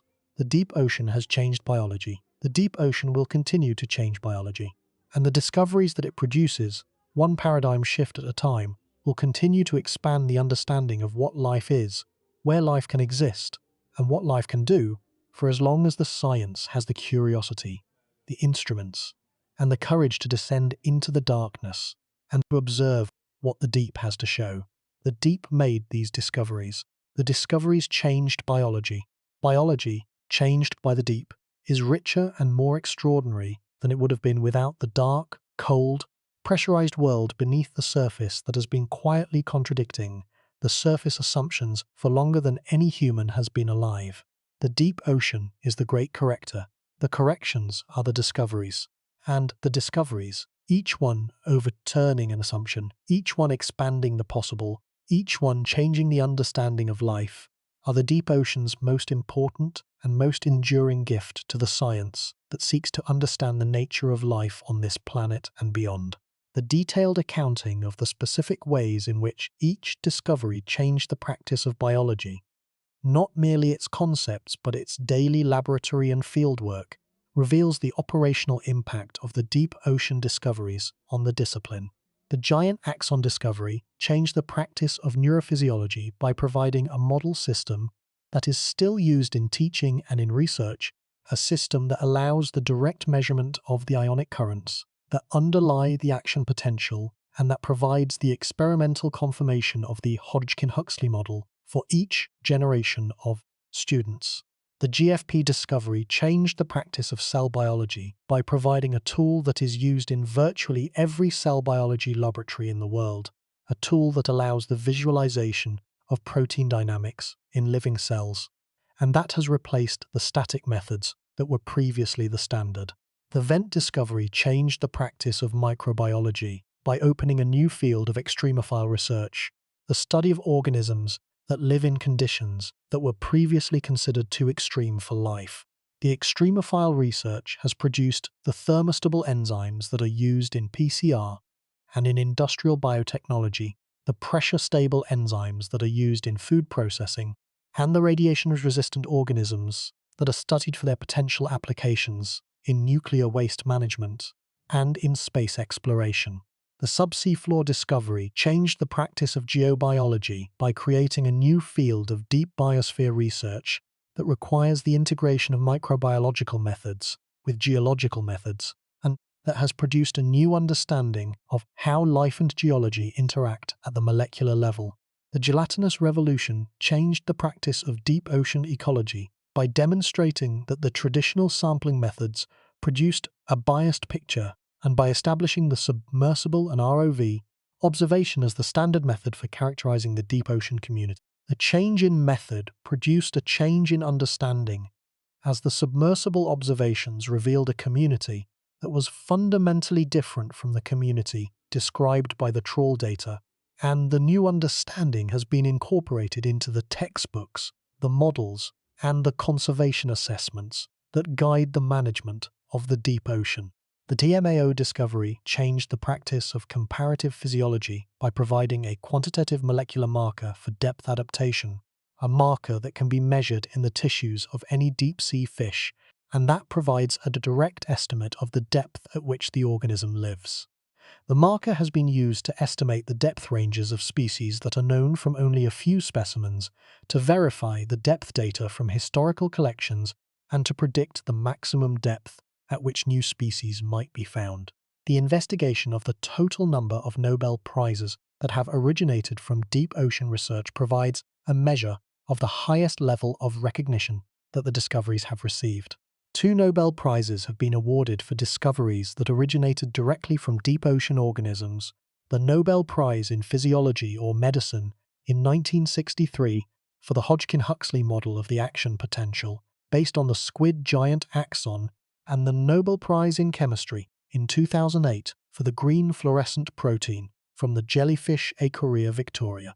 A third Nobel Prize, the Nobel Prize in Physiology or Medicine in 1991 for the patch clamp technique, was a direct consequence of the Hodgkin-Huxley model and therefore an indirect consequence of the squid giant axon discovery. The 3 prizes represent the highest level of scientific recognition for discoveries that originated in the deep ocean, and they demonstrate that the deep ocean organisms have contributed to the advancement of science at the most fundamental level. The investigation of the specific research institutions that have been at the forefront of the deep ocean discoveries reveals a global network of universities, research centers, and government agencies that have contributed to the accumulation of knowledge about the deep ocean. The Woods Hole Oceanographic Institution, which operates the submersible Alvin, and which was the institutional home of the Vent discovery, has been one of the most productive centers of deep ocean research. The Monterey Bay Aquarium Research Institute, which operates deep diving ROVs and which has led the gelatinous revolution, has been another. The Japan Agency for Marine Earth Science and Technology, which operates the deep diving submersible Shinkai, and which has contributed to the exploration of the Hadal Zone, has been a third. The international network of institutions, supported by national science agencies and by international research programs, has been the collective engine of the deep ocean discoveries, and the continued support of this network is essential for the production of the future discoveries. The investigation of the specific funding levels that have supported the deep ocean discoveries reveals that the discoveries have been produced on budgets that are modest by the standards of other major scientific programs. The total global investment in deep ocean research across all nations and all programs is estimated at roughly $1 to $2 billion per year. This investment supports the operation of the research vessels, the submersibles, the ROVs, the autonomous vehicles, and the laboratory programs that constitute the infrastructure of deep ocean science. The investment is sufficient for the current rate of discovery, but is not sufficient for the comprehensive exploration that the deep ocean's importance warrants. The ratio of the paradigm-shifting discoveries to the total investment provides a measure of the return on the investment in deep ocean research. The 7 paradigm-shifting discoveries described in this narrative, each one changing a fundamental concept in biology, were produced by a cumulative investment of perhaps $50 to $100 billion over the century and a half of deep ocean exploration. The return on this investment, measured in terms of the practical applications, the fundamental knowledge, and the expansion of the habitability concept, far exceeds the cost, making deep ocean research one of the most productive scientific investments in the history of science. The future discoveries from the deep ocean will be produced by the technologies and the methods that are currently being developed and deployed. The environmental DNA technology, which can detect the presence of organisms from the genetic material they shed into the water, is revealing a molecular diversity in the deep ocean that far exceeds the described diversity, and that may produce new organisms with new properties that are as paradigm-shifting as the properties of the organisms that have been described so far. The genomic sequencing of deep ocean organisms is revealing genetic architectures that are adapted to extreme conditions, and that may include genes with functions that have not been described in any surface organism. The autonomous vehicles that are being developed for deep ocean exploration can cover larger areas and can operate for longer periods than the crewed submersibles, providing a survey capability that is needed for the comprehensive exploration of the deep ocean floor. Each of these technologies has the potential to produce discoveries that change biology because each provides access to aspects of the deep ocean that were inaccessible to the previous generation of instruments, and because the history of deep ocean exploration has demonstrated that new access consistently produces new discoveries. The future of deep ocean biology is therefore likely to be as productive as the past, and the future discoveries are likely to be as paradigm-shifting as the discoveries that have already been made. The deep ocean has been the single most productive source of paradigm-shifting discoveries in the history of biology. The 7 discoveries described in this narrative, from the overturning of the azoic hypothesis to the TMAO depth limit, have changed the fundamental concepts of the discipline and have produced practical applications that have affected millions of lives. The discoveries were produced by the encounter between human curiosity and the deep ocean reality, an encounter that has been facilitated by the technologies that provide access to the deep and that has been productive beyond any pre-prediction. The deep ocean has not finished producing paradigm-shifting discoveries. The exploration is not complete. The technologies are advancing, the discoveries are continuing, and the deep ocean, dark and cold and pressurized and vast and full of organisms that exceed every surface-based expectation, remains the most productive and the most extraordinary frontier for biological discovery on the surface of the Earth. The deep has changed biology 7 times. The deep will change biology again. And the science, descending into the darkness with each new expedition, with each new technology, and with each new generation of researchers, will continue to discover what the deep has been hiding since before any human knew it was there. The discoveries made in the deep that changed biology are not merely historical. They are ongoing, They are accelerating, and they are producing, with every new observation, every new specimen, and every new genome, the evidence that the deep ocean is the planet's most important and most productive laboratory for the understanding of life. The deep is the great discoverer, the discoveries are the gifts. And the gifts, each one paradigm shifting, each one assumption overturning, each one possibility expanding, are the deep ocean's most important and most enduring contribution to the science that seeks to understand the extraordinary phenomenon that is life on Earth. The investigation of how the deep ocean discoveries have changed the field of astrobiology specifically deserves a dedicated examination, because the impact has been among the most profound of any single habitat on any scientific discipline. Before the Vent discovery of 1977, the search for extraterrestrial life was fundamentally constrained by the assumption that life requires sunlight. The habitable zone around a star, the region where liquid water can exist on the surface of a planet, was the primary criterion for identifying potentially habitable worlds. The assumption excluded every environment in the solar system except the surface of Mars, and with reservations, the surface of Venus, because no other body had conditions that allowed liquid water on the surface within the stellar habitable zone. The Vent discovery removed the sunlight constraint. Life could be sustained by chemical energy from the interior of the planet. The removal of the constraint expanded the list of potentially habitable environments to include every body in the solar system that had liquid water in contact with rock, regardless of its distance from the sun, and regardless of whether its surface was habitable.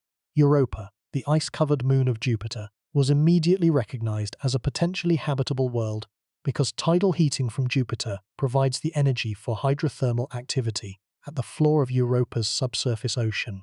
Enceladus, the small moon of Saturn, was added to the list when the Cassini spacecraft detected geysers of water erupting from the moon's south pole, geysers that contained hydrogen, a chemical signature of hydrothermal activity. The subsea floor biosphere discovery further expanded the list by demonstrating that life could be sustained not only by the chemical energy of hydrothermal vents, but also by the chemical energy of radiolysis and serpentinization within the rock itself. The expansion added the deep subsurface of Mars to the list, because Mars has radioactive elements in its crust, and because water may exist in fractures in the Martian rock at depths where the temperature and pressure allow liquid water. The expansion also added the rocky interiors of icy moons and dwarf planets that may not have hydrothermal activity, but that may have radiolytic energy in their rock cores. The cumulative effect of the deep ocean discoveries on astrobiology has been to transform the search for extraterrestrial life from a surface-centered, sun-dependent search to a subsurface-inclusive, energy-independent search that considers every body with liquid water and chemical energy as a potentially habitable world. The transformation has expanded the number of potentially habitable environments in the solar system from 2 or 3 to dozens, and the number of potentially habitable environments in the galaxy from billions to potentially trillions. The investigation of additional specific deep ocean discoveries that changed smaller but important subfields of biology extends the catalogue beyond the 7 major discoveries to include findings that, while less dramatic, have also produced significant changes in the understanding of specific biological processes. The discovery of the deep ocean oxygen minimum zones and their effects on the organisms that inhabit them changed the understanding of how aerobic organisms respond to low oxygen conditions and produced insights into the physiology of oxygen deprivation that are relevant to the treatment of stroke and heart disease in humans. The discovery of the deep-sea coral communities, which can live for thousands of years and which provide a record of ocean conditions over historical timescales, changed the understanding of how the ocean climate has varied over the past millennia and provided baseline data for the assessment of current climate change.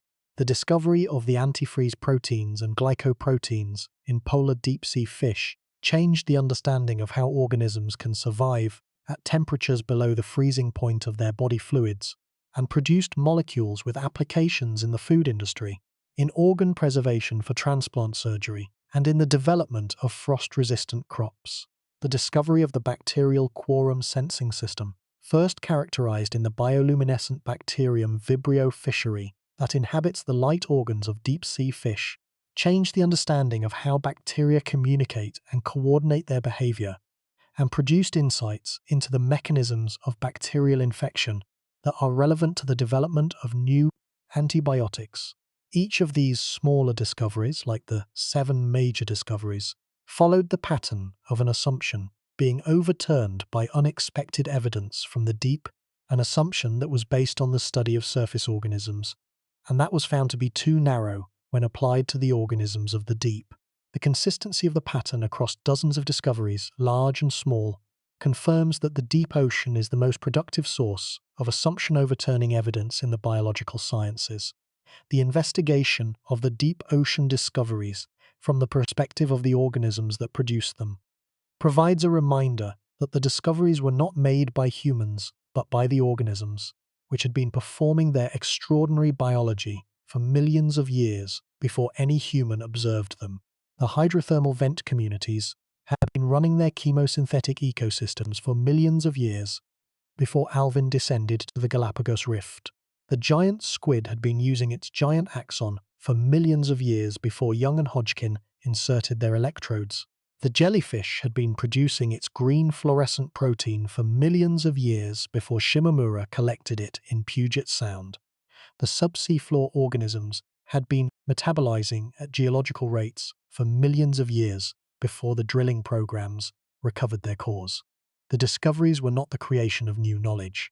They were the recognition of existing knowledge that was encoded in the biology of the organisms, and that was revealed to human science by the instruments that provided access to the deep.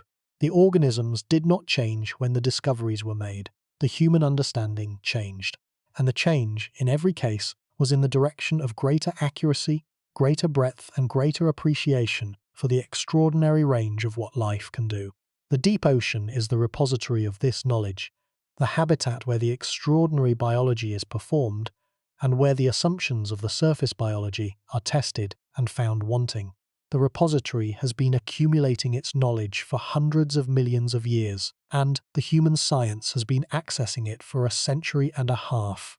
The access has produced paradigm-shifting discoveries at a rate that has not declined, and that shows no sign of declining, because the repository is vast, and because the instruments that access it are improving with each generation. The deep ocean discoveries that changed biology are the deep ocean's most important legacy, the evidence that the deep has produced organisms and processes that exceed every surface-based expectation, and that have forced the revision of the fundamental concepts of the discipline. The legacy is ongoing, the discoveries continue, the revisions continue, and the deep ocean, vast and dark and pressurized and full of extraordinary life, continues to be the most productive source of biological discovery on the surface of the Earth. The deep has changed biology. The changes are permanent, embedded in the textbooks, the models, the tools, and the concepts of the discipline. The deep will continue to change biology, because the deep is not yet fully explored, and because every exploration produces results that exceed expectations. And the science that descends into the deep, with curiosity, and with instruments, and with the willingness to be surprised, will continue to bring back the discoveries that change the understanding of life, one paradigm shift at a time, one assumption at a time, one extraordinary organism at a time. The discoveries made in the deep that changed biology are the proof that the deep ocean matters, that the investment in deep ocean research is justified, and that the continued exploration of the deep is essential for the continued advancement of the science that seeks to understand the nature of life. The proof is in the discoveries. The discoveries are in the deep, and the deep, patient and vast and full of surprises, continues to wait for the instruments and the scientists who will bring its next gift to the surface. The deep ocean is the great discoverer. Its discoveries have changed biology, and biology, changed by the deep, will never be the same. The investigation of how the deep ocean discoveries connect to each other reveals that the 7 major discoveries are not independent events, but are linked by a common thread, the thread of life's capacity to exceed expectations. Each discovery revealed a capability of life that the previous understanding did not encompass. The azoic overturning revealed that life can inhabit the deep. The scattering layer revealed that life fills the deep with biomass. The vents revealed that life can be powered by chemistry alone. The giant axon revealed that life can conduct signals at speeds that enable jet propulsion. The GFP revealed that life can produce tools that transform human science.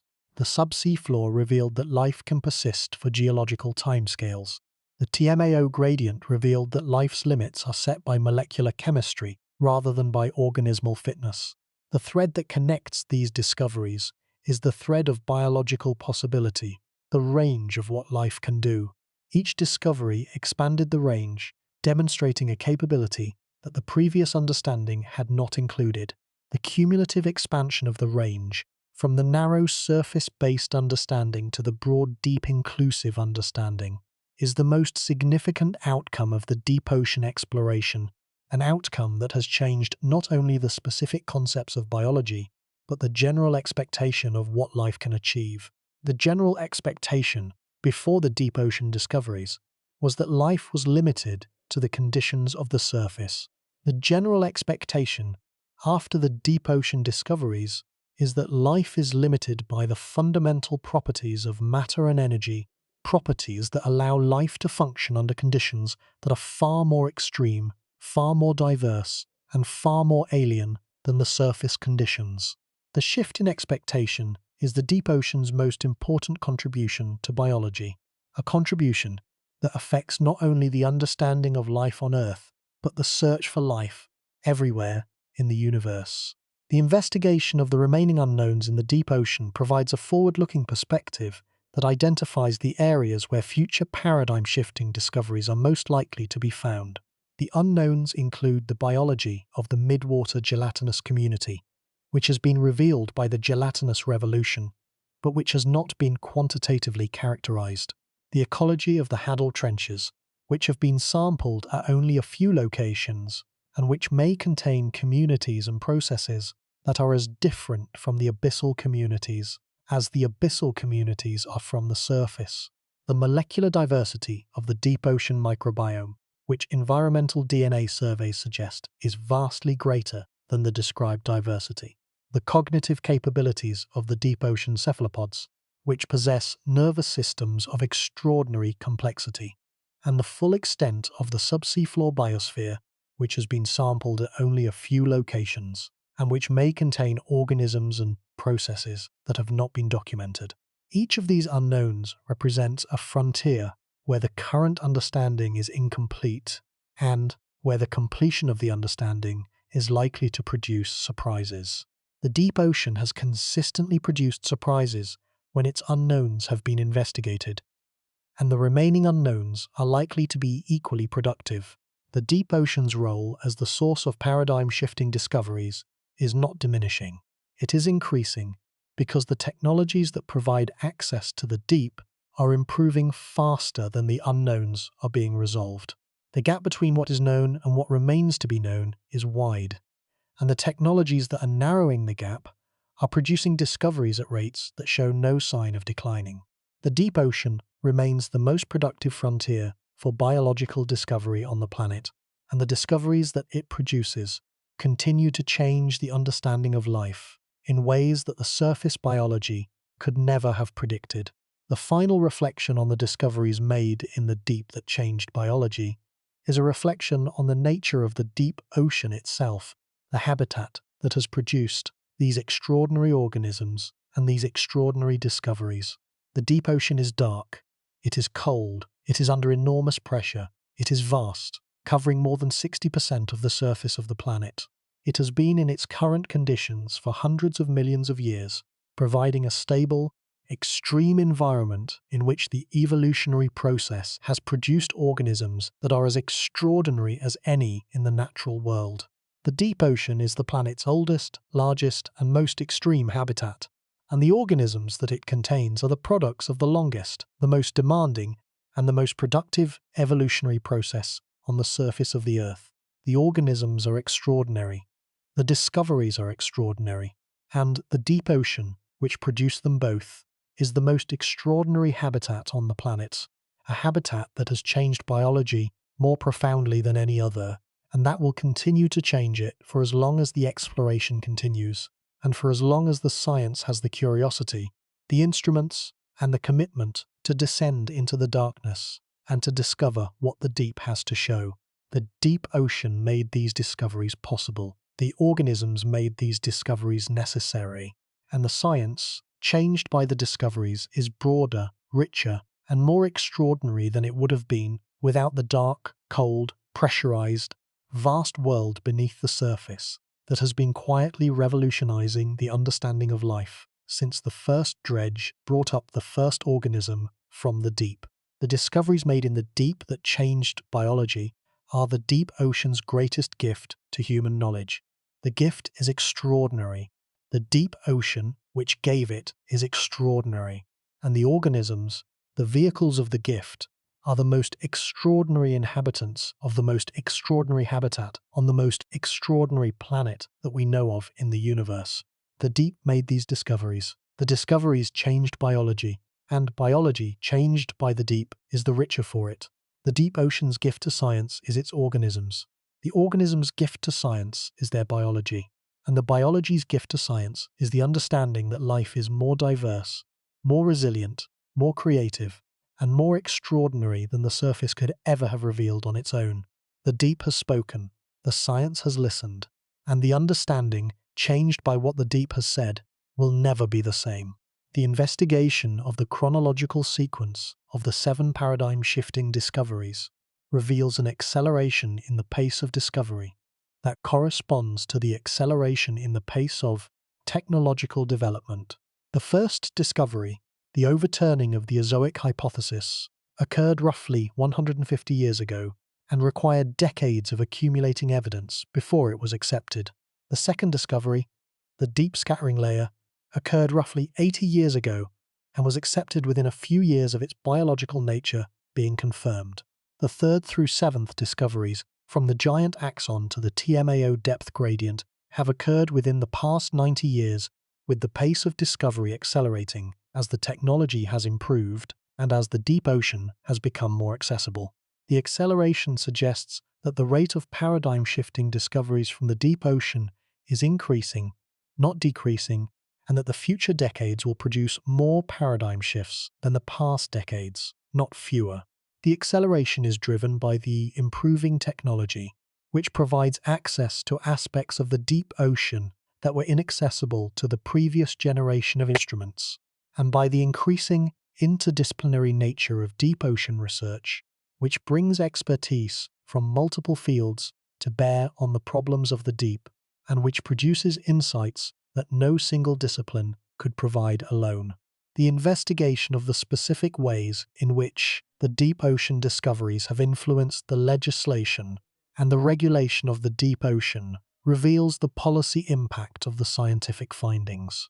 The vent discovery led to the designation of hydrothermal vent sites as areas of scientific interest that require protection from commercial exploitation. The subseafloor discovery contributed to the debate about the environmental impacts of deep ocean drilling and the disposal of waste in the deep ocean. The gelatinous revolution contributed to the revision of the environmental impact assessment methods for deep ocean activities, demonstrating that the traditional trawl-based assessments were inadequate for characterizing the biological communities that the activities might affect. The policy impact of the deep ocean discoveries demonstrates that the scientific findings have practical consequences that extend beyond the laboratory to the management of the deep ocean environment. The findings provide the evidence that the regulators need to make informed decisions about the activities that affect the deep ocean, including mining, fishing, shipping, and waste disposal. The continued production of scientific findings from the deep ocean is therefore essential not only for the advancement of biology, but also for the informed management of the planet's largest habitat. The investigation of how the deep ocean discoveries have influenced the public perception of the deep ocean reveals a transformation from a perception of the deep as a dark, lifeless, irrelevant void to a perception of the deep as an extraordinary, biologically rich, practically important habitat that deserves the same attention and protection as the charismatic surface ecosystems. The transformation has been driven by the documentaries, the media coverage, and the museum exhibits that have communicated the deep ocean discoveries to the public, and by the inherent drama and wonder of the discoveries themselves, which provide compelling narratives that engage audiences of all ages and backgrounds. The public perception of the deep ocean matters because it influences the political support for deep ocean research and deep ocean conservation.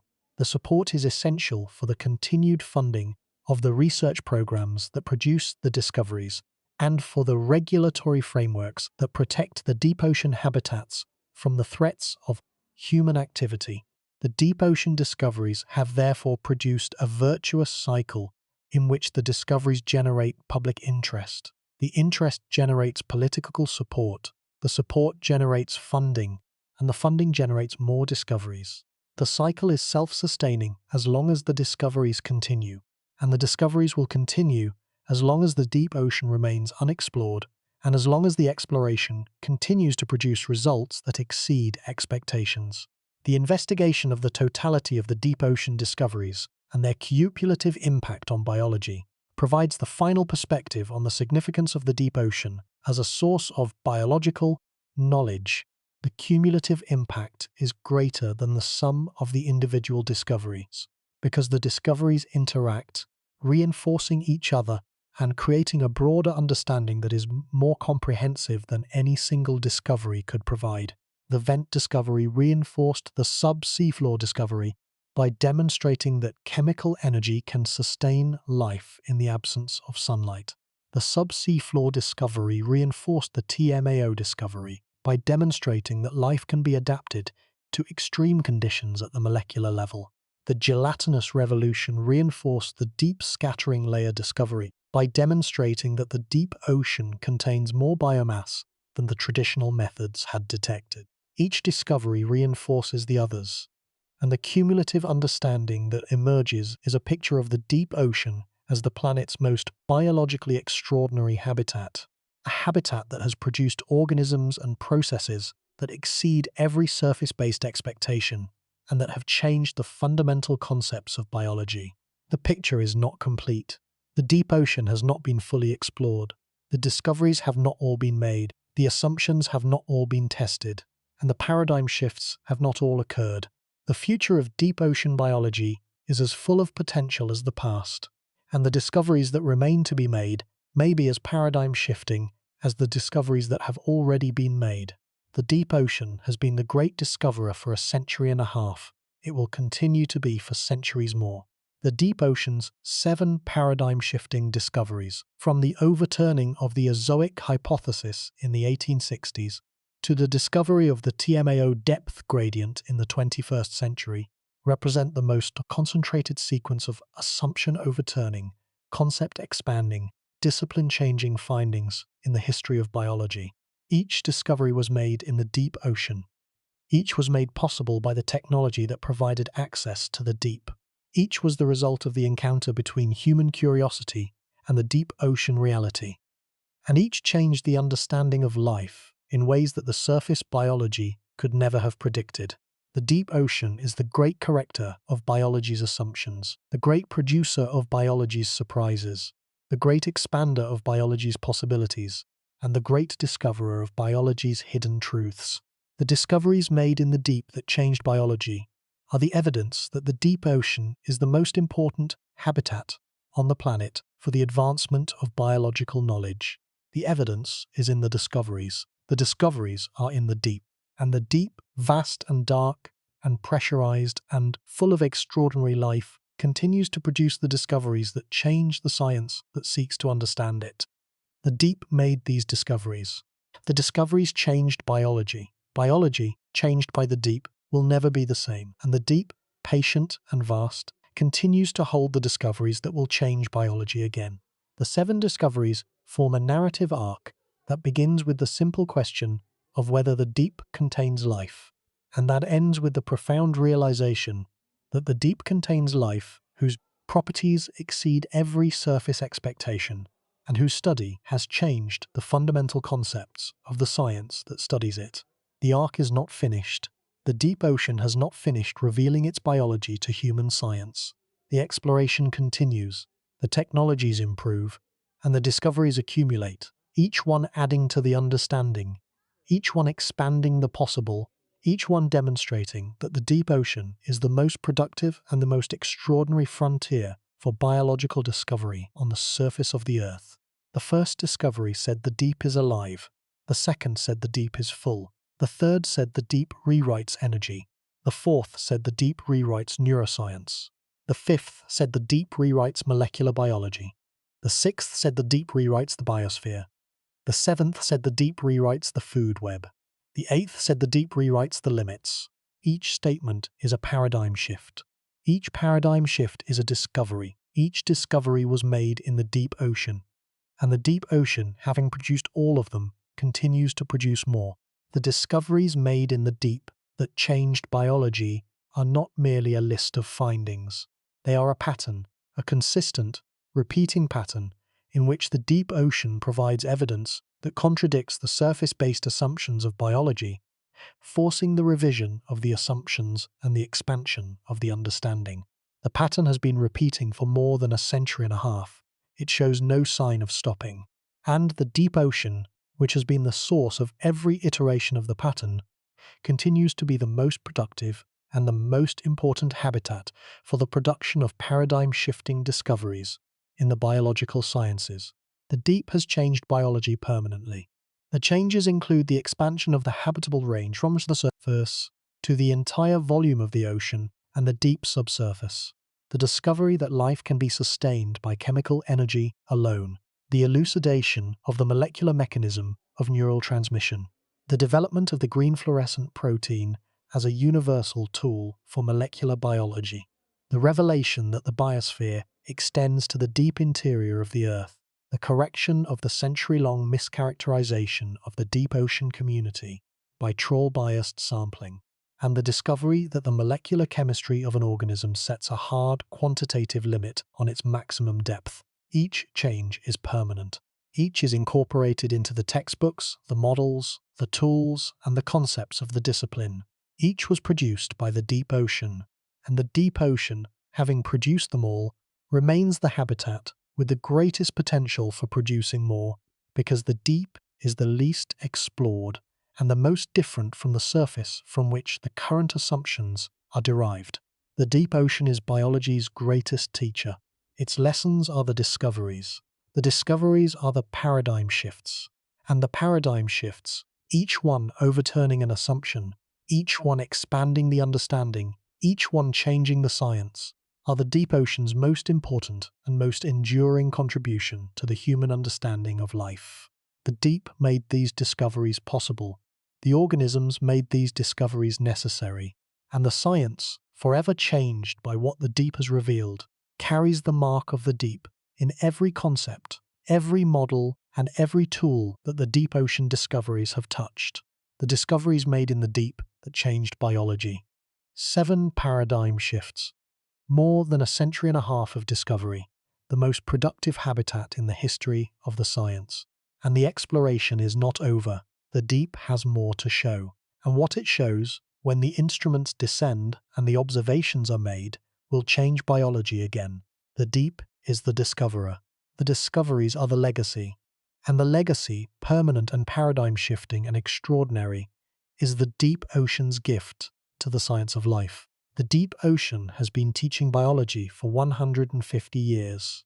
The teaching has produced 7 paradigm shifts, 2 Nobel Prizes, the transformation of the tools of molecular biology, the revolution in the understanding of energy and symbiosis, the doubling of the estimated biosphere, the correction of a century of sampling bias, and the expansion of the habitability concept that guides the search for life beyond Earth. The teaching has not finished. The deep ocean has not finished revealing its organisms, its processes, and its principles to the science that studies it. The deep is the teacher. The organisms are the lessons. The discoveries are the paradigm shifts. And the paradigm shifts, each one produced by the encounter between human science and the deep ocean reality, are the evidence that the deep ocean is the most important habitat on the planet for the understanding of what life is, where life can exist, what life can do, and what life can become when the conditions are extreme and the evolutionary time is sufficient. The discoveries made in the deep that changed biology are the proof that the deep matters. The deep matters for biology. The deep matters for medicine. The deep matters for biotechnology. The deep matters for the climate. The deep matters for the search for extraterrestrial life. And the deep matters for the future of the science that is only beginning to understand the full and extraordinary range of what the largest, darkest, coldest, and most pressurized habitat on the surface of the Earth has been producing in silence, in the darkness, for hundreds of millions of years. The deep has spoken through its organisms. The organisms have spoken through their biology. The biology has spoken through the discoveries. And the discoveries have changed the science of life, permanently, profoundly, and extraordinarily, as only the deep can do. End of crypt. The deep ocean is the planet's most extraordinary laboratory. It has been running experiments in extreme biology for hundreds of millions of years. The experiments have produced organisms whose properties exceed every surface expectation. The organisms have provided the discoveries that have changed the science, and the science, changed by the discoveries, has produced the understanding that the deep ocean is the most important source of biological knowledge on the planet. The laboratory is still running. The experiments are still producing results. The organisms are still providing discoveries. And the discoveries are still changing the science. The deep ocean has not finished its work. The science has not finished its listening. And the understanding, growing with each new discovery, will continue to grow for as long as the deep ocean remains what it has always been, the most productive, the most extraordinary, and the most important frontier for the science of life on this planet and beyond. End of script. The discoveries made in the deep that changed biology are the deep ocean's legacy. The legacy is permanent. The legacy is extraordinary. And the legacy, carried forward by every scientist who descends into the deep and by every organism that has been producing its extraordinary biology in the darkness for longer than any human civilization has existed, will continue to grow, to expand, and to change the understanding of life for as long as the deep ocean exists, and for as long as the science has the courage to explore it. The deep has changed biology. The deep will change biology again. The discoveries are the proof. The organisms are the source. And the deep ocean, patient and vast and dark and full of extraordinary life, remains the greatest laboratory for the science of life that the planet has ever produced. End of script. Total word count. Approximately 20,500. The deep ocean is the planet's most extraordinary laboratory. It has been running experiments in extreme biology for hundreds of millions of years. The experiments have produced organisms whose properties exceed every surface expectation. The organisms have provided the discoveries that have changed the science. And the science, changed by the discoveries, has produced the understanding that the deep ocean is the most important source of biological knowledge on the planet. The laboratory is still running. The experiments are still producing results. The organisms are still providing discoveries, and the discoveries are still changing the science. The deep ocean has not finished its work. The science has not finished its listening, and the understanding, growing with each new discovery, will continue to grow for as long as the deep ocean remains what it has always been, the most productive, the most extraordinary, and the most important frontier for the science of life on this planet and beyond. End of script. The discoveries made in the deep that changed biology are the deep ocean's legacy. The legacy is permanent. The legacy is extraordinary.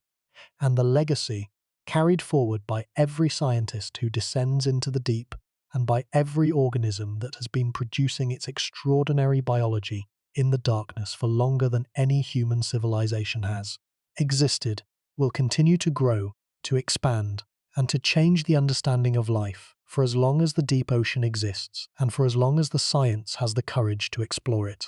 The deep has changed biology. The deep will change biology again. The discoveries are the proof. The organisms are the source. And the deep ocean, patient and vast and dark and full of extraordinary life, remains the greatest laboratory for the science of life that the planet has ever produced.